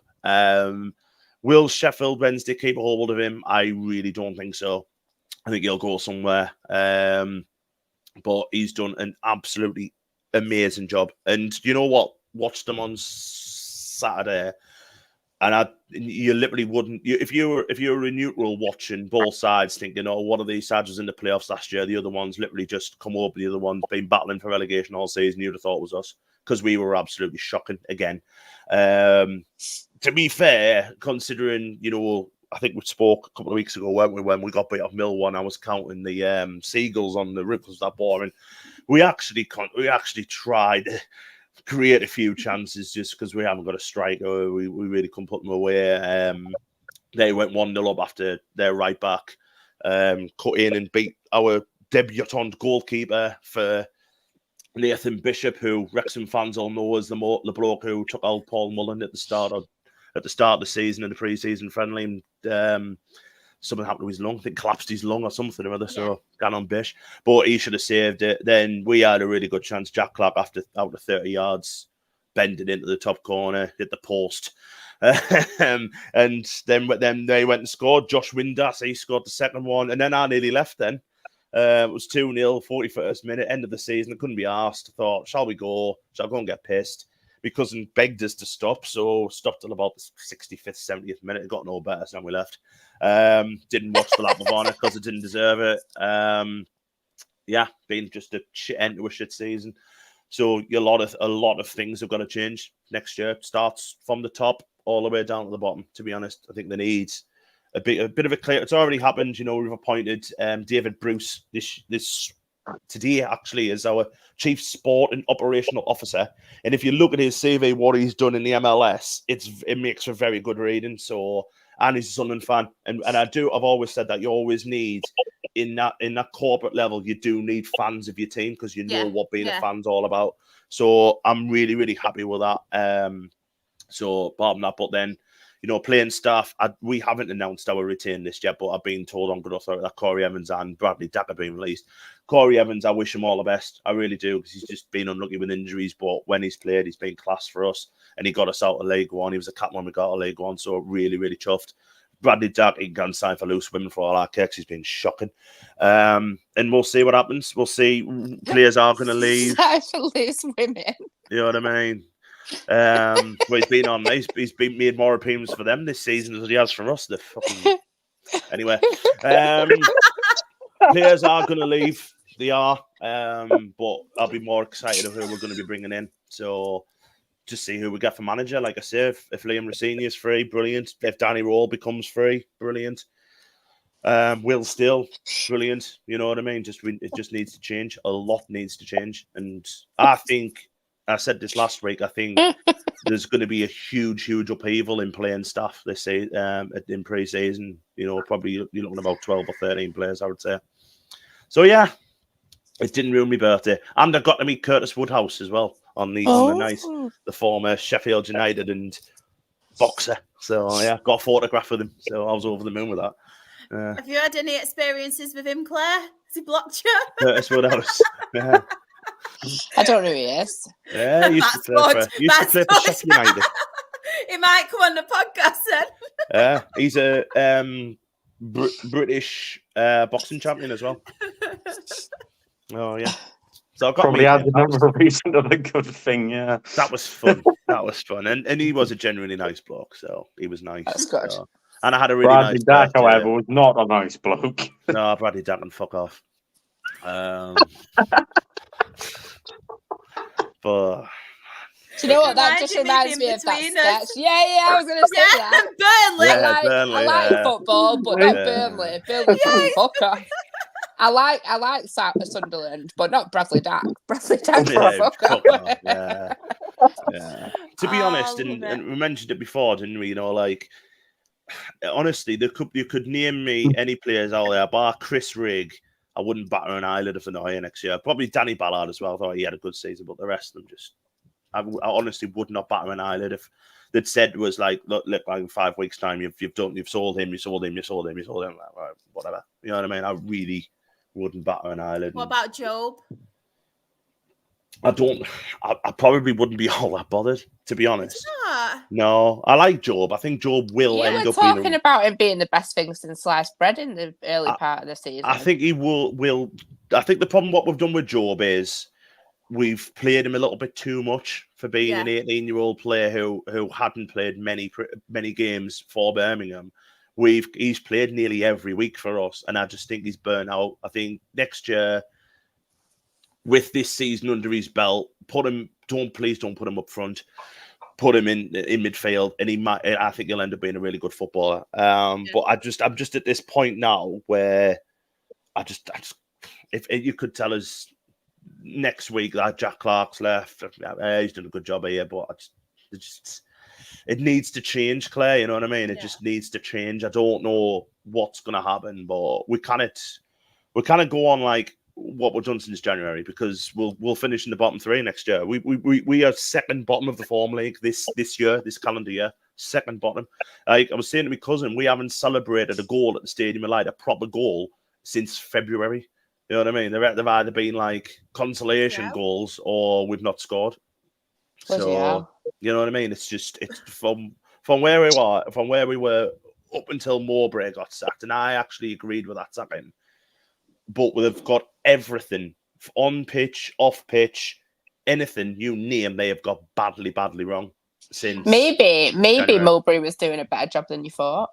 Possibly. But I mean, you kind of look at what's happened with Mowbray since. Obviously, he's got a really bad illness, and we wish him all the best and stuff like that. But he's went to a team that's got relegated, so that's not his fault. But maybe that they did push the button a little bit too early on him. Yeah. But what they've done since that has been wrong. Getting Mick Beale in, that hasn't worked. Giving Mike Dodds 3 months hasn't worked. The signings that they signed in January haven't worked. So, let's see what happens next year. I'm more than happy to give, the sporting directors, chairman, this, that, and the other, a clean slate and get it right and get this right this summer.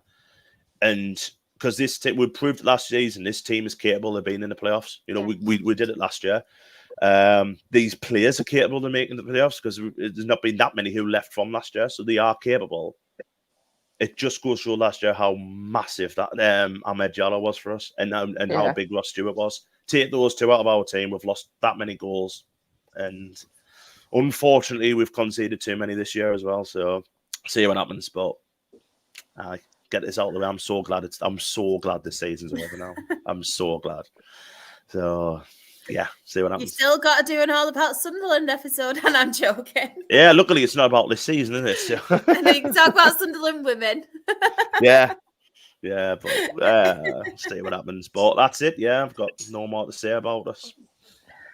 Next game, Swansea City 0, Millwall 1.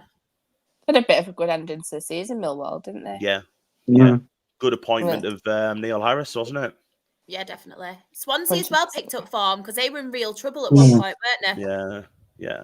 I think they might be in trouble next season, because they still want to play this lovely ticky-tacky football that hasn't worked for the last 3.5 years. So, you need to kind of get down to a point where this hasn't worked, let's move on. And they keep on getting managers in who are playing the same football. So this hasn't worked, let's move on, I think, for Swansea. And I like Swansea as the club as well.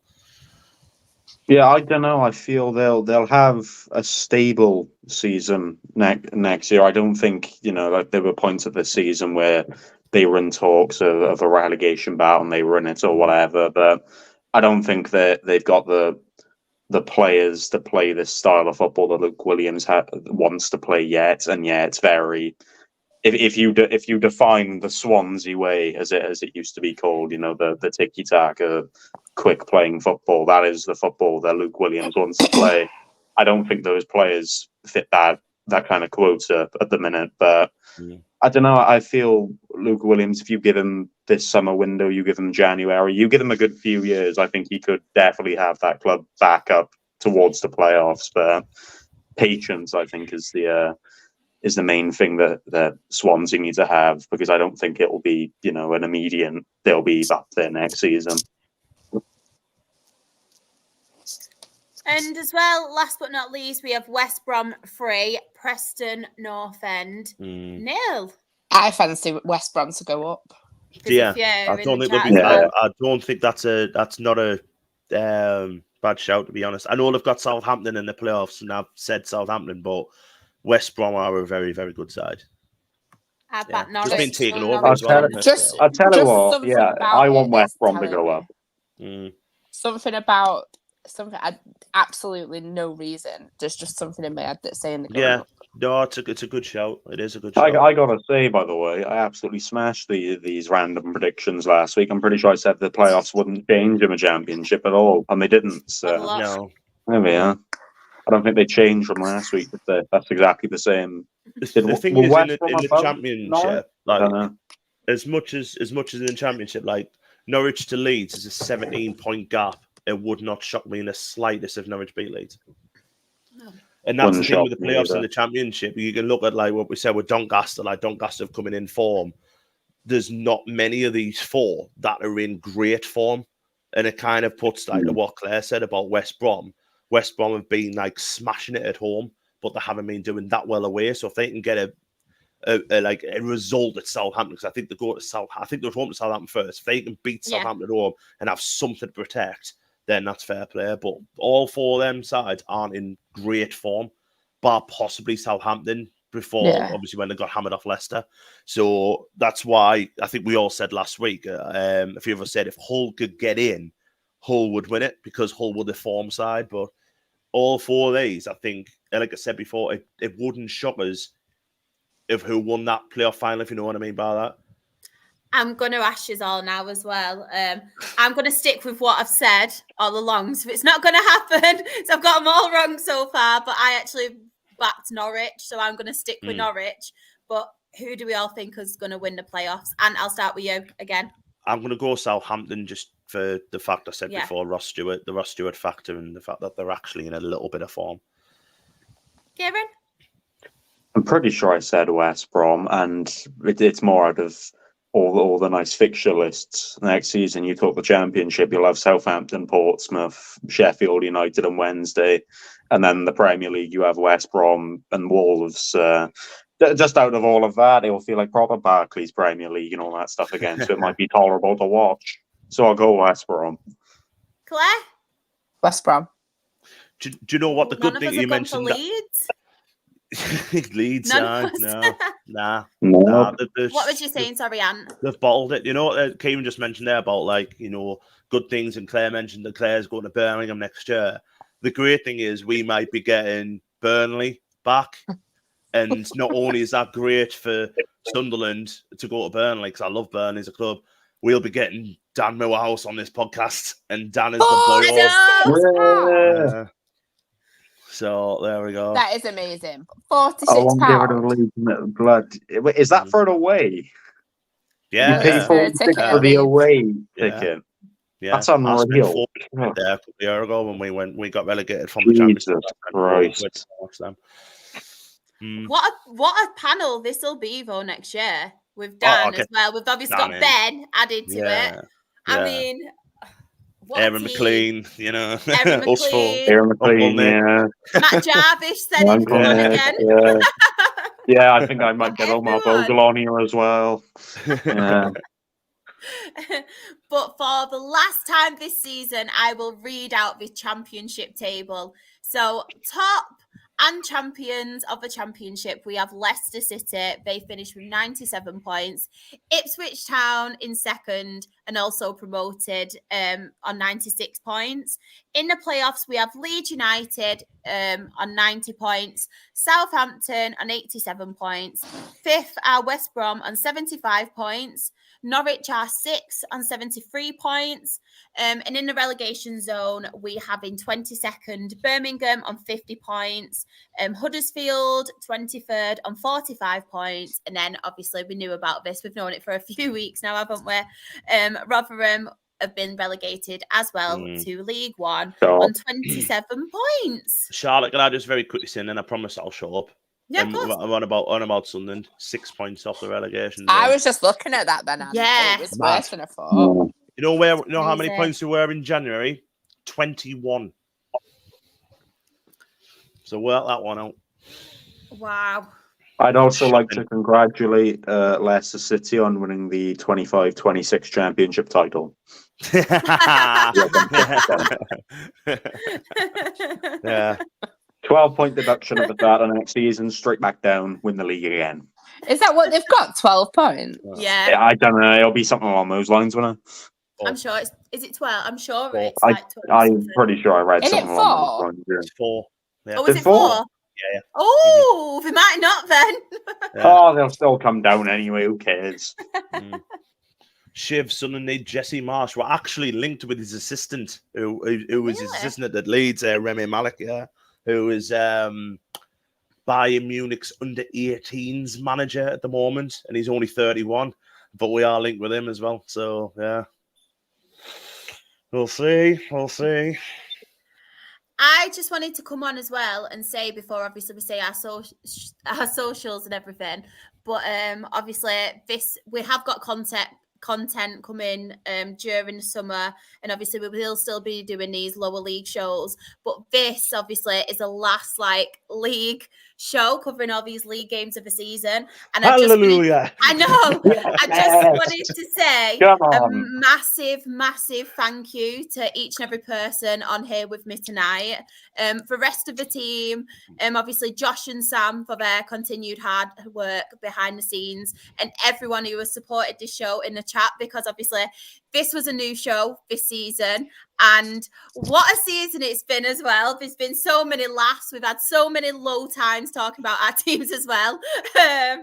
And just so many highs, and I could not have done any of this without you all. We've won an award as well, which is amazing in our first season, and obviously I personally think, and I think it obviously goes for you as well, but we've made some lifelong friends by doing this. So I just wanted to say a massive thank you to each and every person, because we've smashed it. We've absolutely smashed our first season, and bring on next season.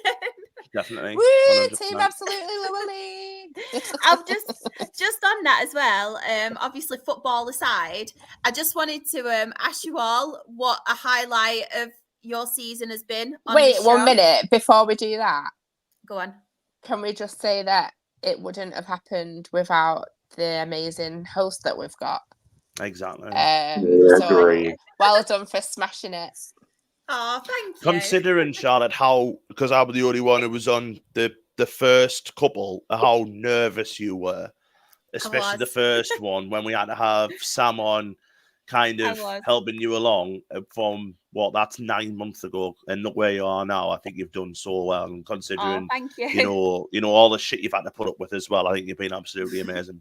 I really do. And failed introductions and dodgy internet connections too. I feel like that just adds to the greatness of it all, to be quite honest. It shows a bit of humanity. Yeah. It's How live at funny the was end of that the day. one? Anything can happen, that's the reality. How funny was that one that I couldn't get the introduction working? Oh, we had a second. We had an introduction within the introduction. It was good fun. Can I ask one more thing? I'm really sorry, and I know it's probably a bit cheeky, but my sister's been pretty poorly recently, and she's not into football, so she don't really watch. But she's been at hospital today for a little operation, and she said that she's watching along. So if everyone can just say hi to my sister. What's her name? Get well soon, Helen. Hi, Helen. Get well soon. Hello, Helen. Thank you for watching as well. Yeah. Now get to bed, you little shit. Don't support Sunderland, whatever you do. Don't support Sunderland or Newport either. No.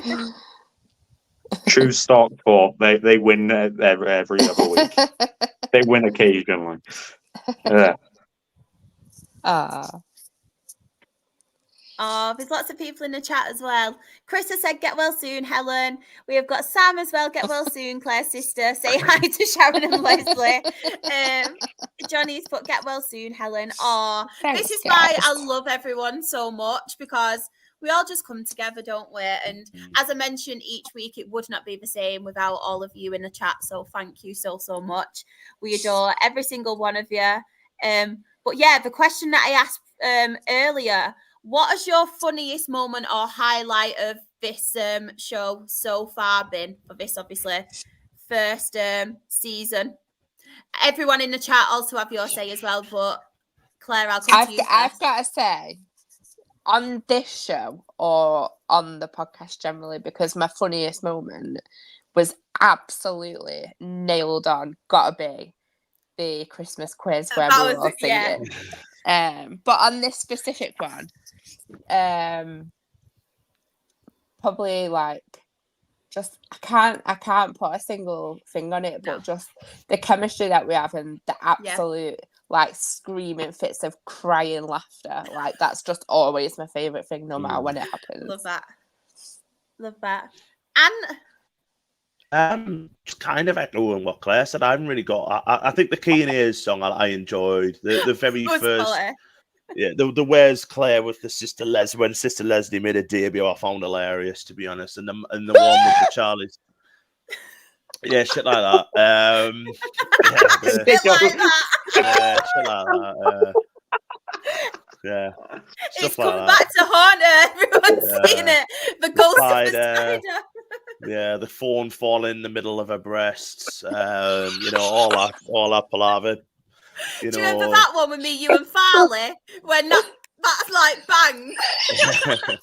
Matt was the funniest thing. He just went,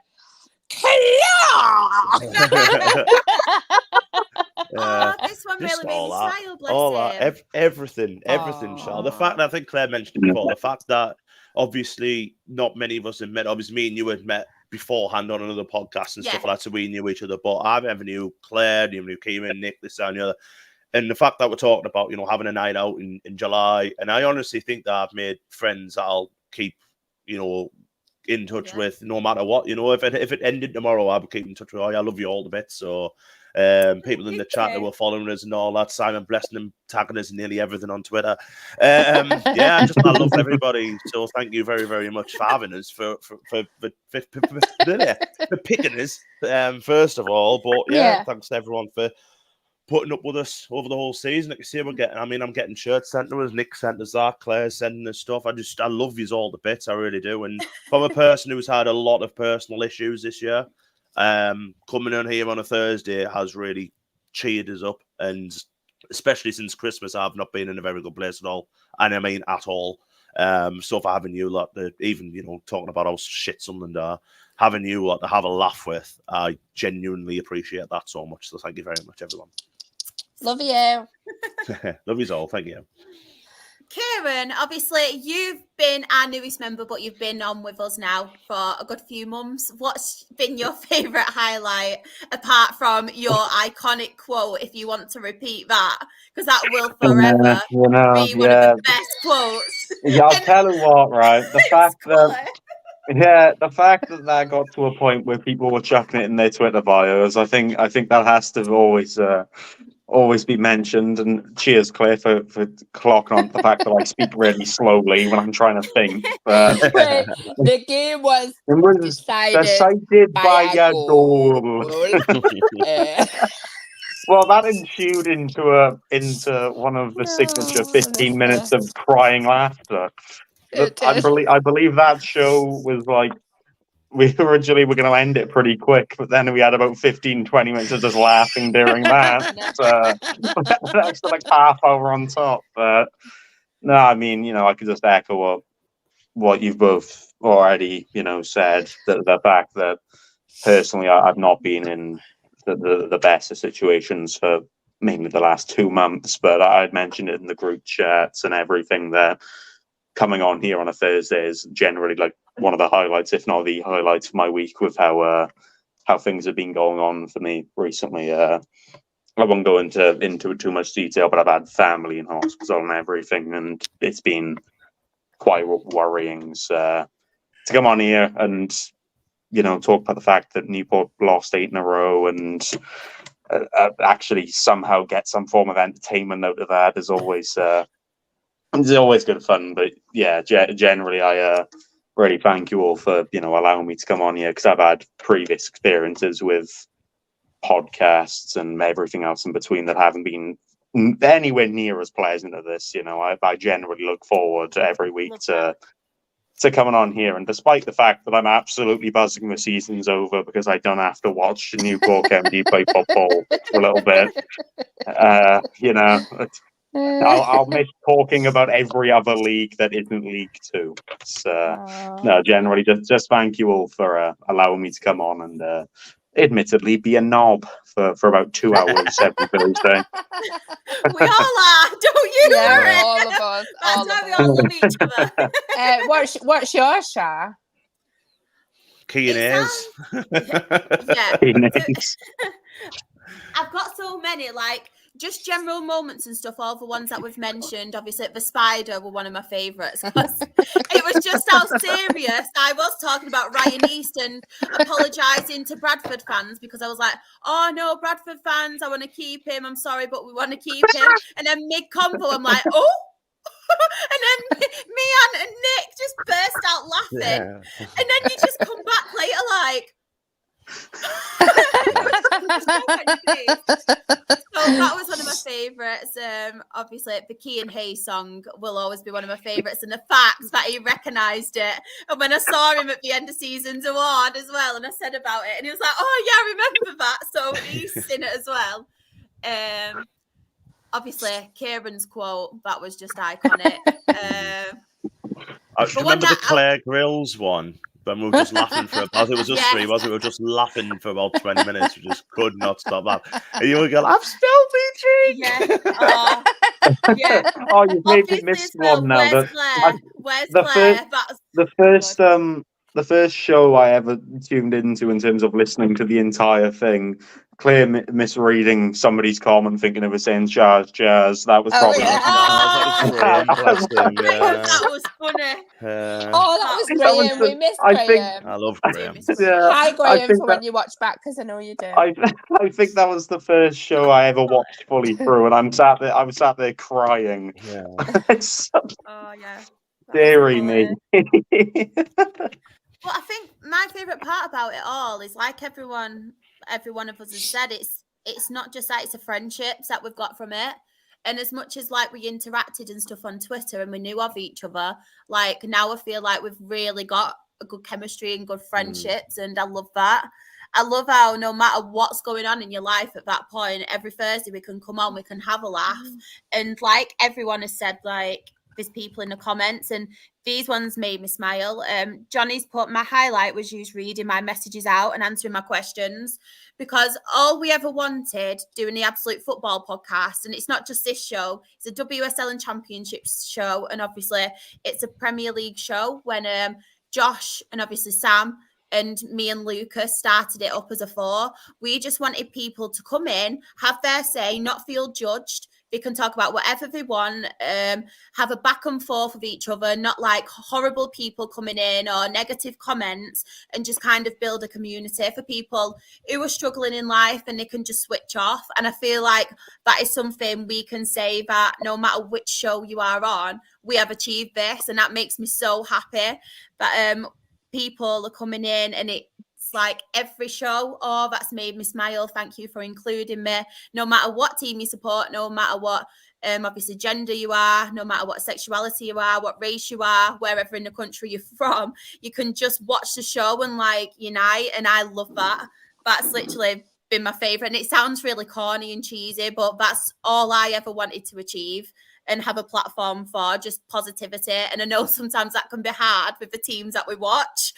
That can be really hard, but I feel like we do it in such a good way. And obviously, I can't just take credit for myself. Like you have said about me being a great host, but it's every single person, whether it be like someone from the other podcasts or whether it just be the team or whether it be people in the chat. I think we're all just one big community and I absolutely love every single one of you.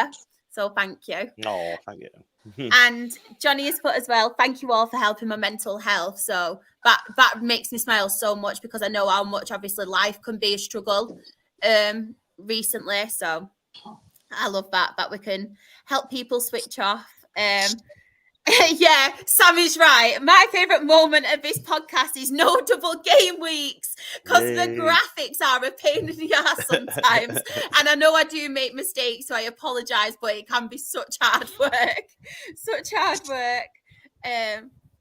Yeah, Mr. Luke. Josh, I know you are looking at the live chat and replay of the stream, but I want it lower. Get it trending because we all want it lower. I want it lower. It will be extra graphics, but I am willing to do this. I'm willing to put in the work. I want it lower, please. Sam has put, so proud of all you guys and what you have done on the show. We're proud of you as well, Sam, because without you, obviously, you stand in all the time, all the stuff you do behind the scenes, all the hard work you put in for the whole of the podcast. We appreciate you too. So you deserve some credit, not just us. We wouldn't have been able to end the live stream about 2 weeks ago when Shah's internet gave out. We didn't come in for it. That was so funny. We'd still be live now. We'd still be live now. Chris has put, wish I could give Ant and Keiron such big hugs. Aww. I'll do it for you in July, don't worry. We've got Chris as well. Thank you, Shah, Clare, Ant and Keiron, all wonderful people. You're wonderful too, Chris. Simon, you guys have helped my mental health so much. Thank you all. Honestly, these are why we do it. So if we can make you smile and just like entertain you, we love it. I was nearly crying for a minute. I'm glad this happened. What did I say? GetYourTrottersOut.com. GetYourTrottersOut.com. Dear me. God, we had such a heartfelt moment. We've had one of that before. We've had such a heartfelt moment. There was one podcast where we were talking with, I think it was me and you, Show. We were talking about like mental health and how important football is and how nice it is. And then all of a sudden, Clare got attacked by a moth. Oh, that always happens. Broke every bit of seriousness. That comment from Shiv that you put up is absolutely beautiful. Yeah, that's nice. Oh, yeah. Shiv has put, this podcast has probably made me fall more in love with lower league football. Obviously, I'm a United fan, so we're in the Premier League, but I really enjoy EFL and National League thanks to you guys. Thank you so much for watching as well and giving up your time to come and obviously speak about lower league football because I love that. Love that. Simon, this one's for you, Keiron. The game was decided by a goal. Hashtag merch, please. That needs to be on merch. Yeah. So, Josh, if you are watching, the fact that it got to a point where a few people were chucking it in their Twitter bios and posting it on Twitter, I found that incredibly funny. Made my day. Imagine that on a t-shirt. We could have our own absolutely lower league. The game was decided by a goal.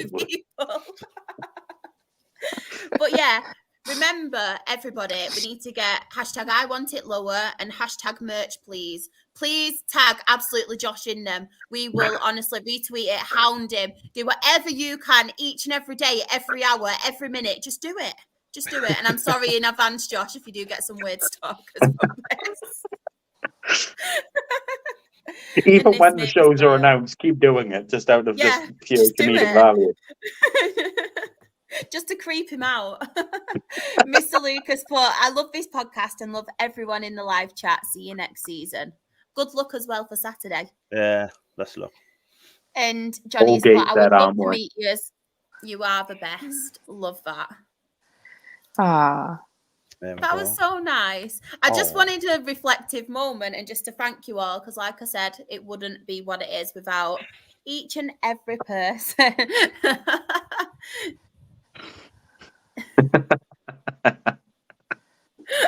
Love it. Love it. But of course, we are at the end of the show. We have got as well a lot more content coming up. As I mentioned, it obviously won't be our final show. Next week, we will probably talk about the playoff games and cover the FA Trophy as well. Mr. Luke, if you want to send anything through, please let us know. You are more than welcome to. Throughout the end of season, I think we'll be doing a lot of Euro stuff. I don't know what days that'll be on, covering a lot of England, whether it be Twitter Spaces, whether it be just podcasts talking about it, and just content in general, just some fun things. Hopefully, some games, some quizzes. I don't know what the Euros are, so I might have to skip over them now. We can do whatever you guys want. So send us any suggestions that you want us to do, whether you want us to play some games, whether you want a football quiz, whether you want any quiz in general. Like the Christmas one were really fun, wasn't it? What we did. So. I've got an idea. If I send you all a few envelopes with some stuff in it to taste it, and you have to guess what it is, but I'd keep it so it's obviously non-perishable, and so that it's not ridiculous, but you just wouldn't be able to look at it. You just have to like open the envelope and go. Because then you just put poison. You just put poison in there and kill us all. Then no, drop us all off like flies, like moths even. Oh, we'll film some stuff while we're all out as well in July. Yeah, we're all going to be singing, aren't we? And get us all on the karaoke. Yeah, you need to get the song on. You need to get the song on the megabus, and that needs to happen. Conga. On the megabus, yeah. I was thinking we should have an Absolute Football podcast karaoke session on here. You have to finish the next line, so it's like Euro songs. Maybe we should. Yeah. It's maybe I'll take over Shah's spot that day and not sing. Yeah, you can do it. I'll sing. I'll happily sing. And if anybody, there we go. And if it's anybody's birthday as well out of season, let me know, because I do love a good birthday sing song. Simon has put as well, that'll be on Keiron's gravestone when he dies. The game was decided by a goal. I'll tell you what else will be on my gravestone. I'll tell you what will also be on my gravestone: the fact that my name always gets spelt wrong. Just a quick one as well while you're all on here, and obviously you can't say no. Will you all be back next season? I'll have to think about it. Depending on how you four do in the summer. Maybe. Yeah, of course I will. Unless you kick me off. Yeah, we'll all get replaced. Yeah, unless we all get replaced, I'm sure we'll be here again. Hello. Sinclair on. Hello, welcome to the Absolute Lower League. We're signing the Coventry fan. Like, he blocked me when we were in the Conference North. There's no way he remembers me. No chance. Hey, we got to the World Cup. I know a few World Cup songs, like it's the World Cup song, you know? I don't know any World Cup songs. You remember that moment that Wales beat England and thought that they'd won the World Cup? Yeah. Oh, Sam! Yeah. Podcast retain list is out next week. None of us we being offered We're being offered contracts. Podcast yes, retain this is the closest I'll be to be a professional footballer. Podcast retain list. Keep everybody, but Bradley Dack can fuck off. He's signing for loose women. Yeah. People sign for next season. Omar Bogle and his music as well. Yeah. He's coming Rochdale anyway, and remember. He can go to Rochdale so long as we get the licensing to have his music on this podcast. If it doesn't happen, I'm not coming back. But of course, if anybody wants to find any of us on socials, where can they find us? Why would you want to? Yeah. Yeah. But I'm going to do the... Look at that. Becca's taught as well. Straight away there. There we go. It's all done now. I went up instead of down. So hey, that's what she said. Shiv's got some breaking news. We've got a transfer rumour. I've been sacked. You need a new host. It's not going to be Bradley Dack, is it? Breaking news: Bradley Dack signed a 4-year contract extension at Sunderland. If Shard goes, we riot. Claire will be on the Claire pitch. is on the pitch.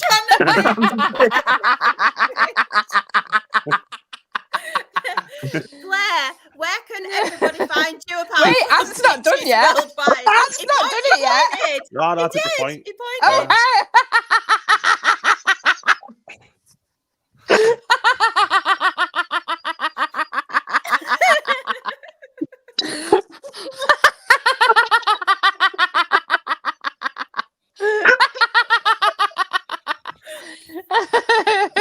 And I'm the one that's been sacked.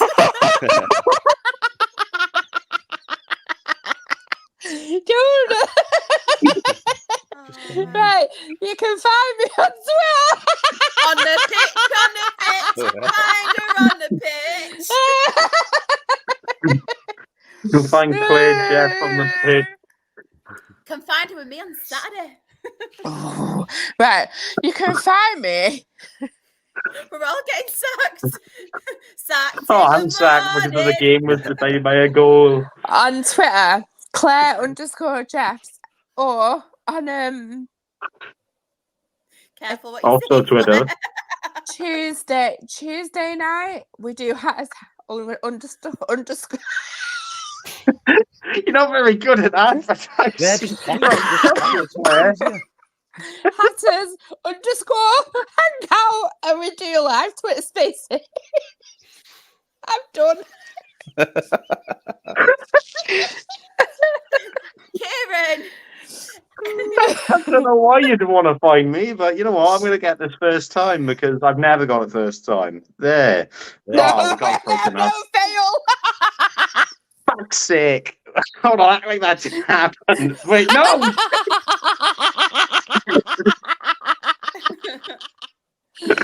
Oh, you can't find me anywhere. Sam has put as well, just to confirm, who does the sacking? Shah and I are 66% of the board. I think everyone's safe.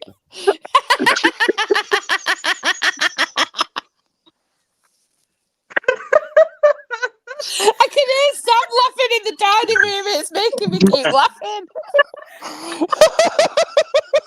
I love your laugh, Claire, and then Kira's like,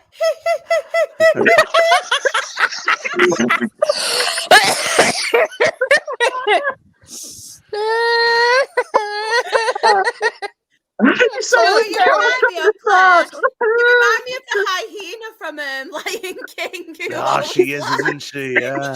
Fuck off. Is it Ed?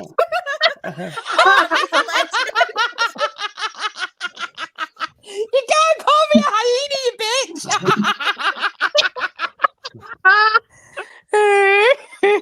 He's a legend, to be fair.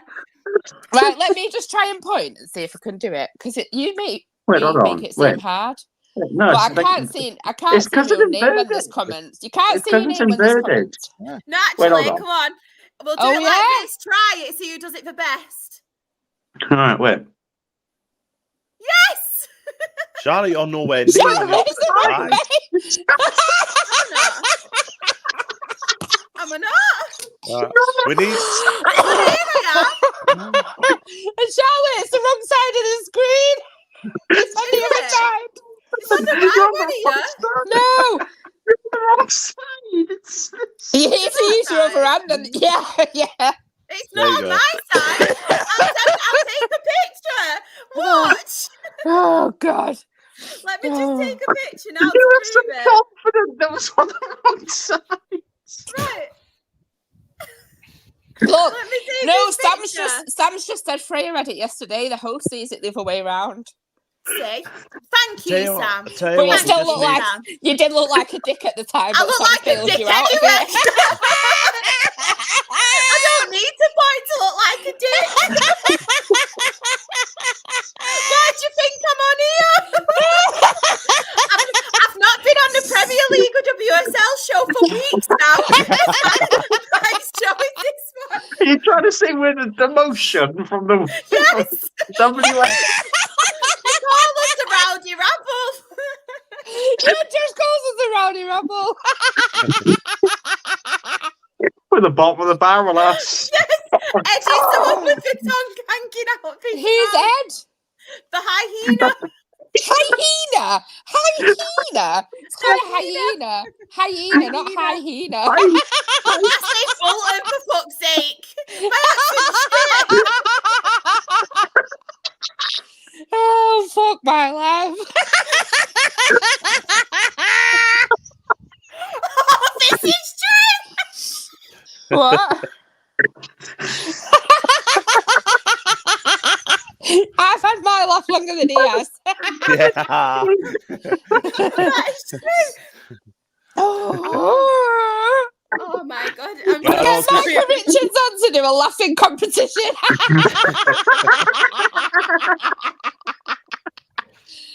I think we can all agree we haven't done the point as good as Rebecca Shaw, have we? Just No.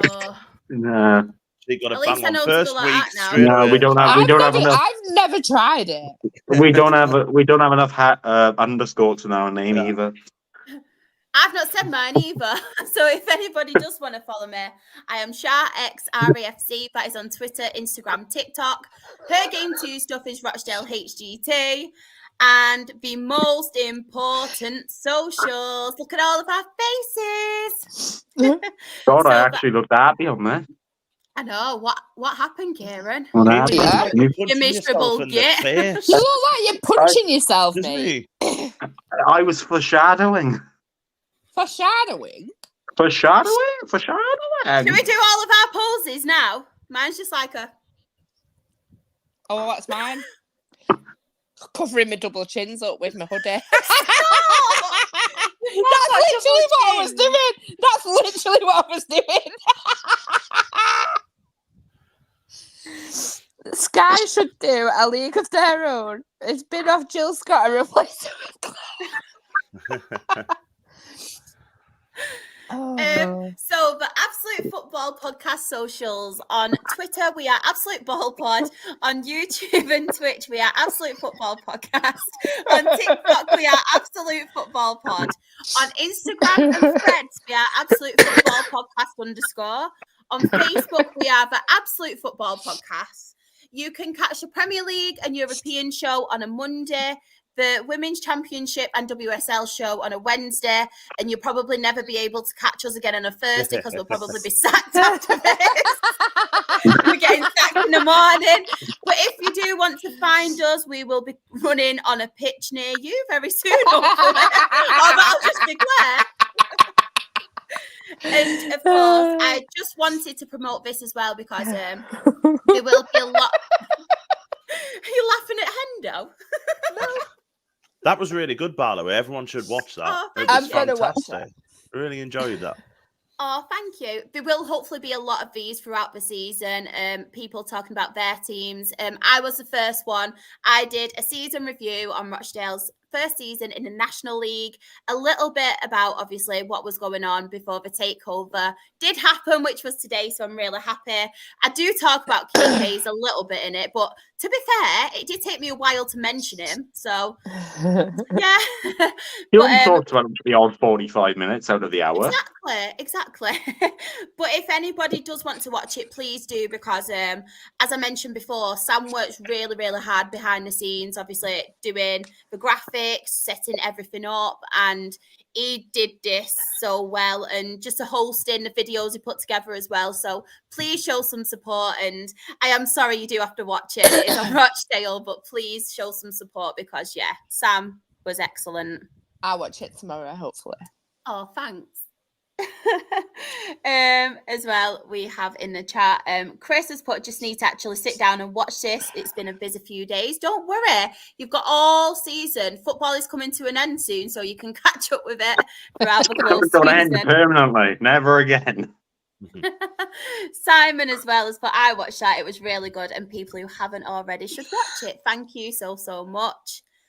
And yeah, that's it for tonight's show. Thank you so much for everybody for tuning in. Also, if Mr. Luke is in the chat, good luck for Saturday.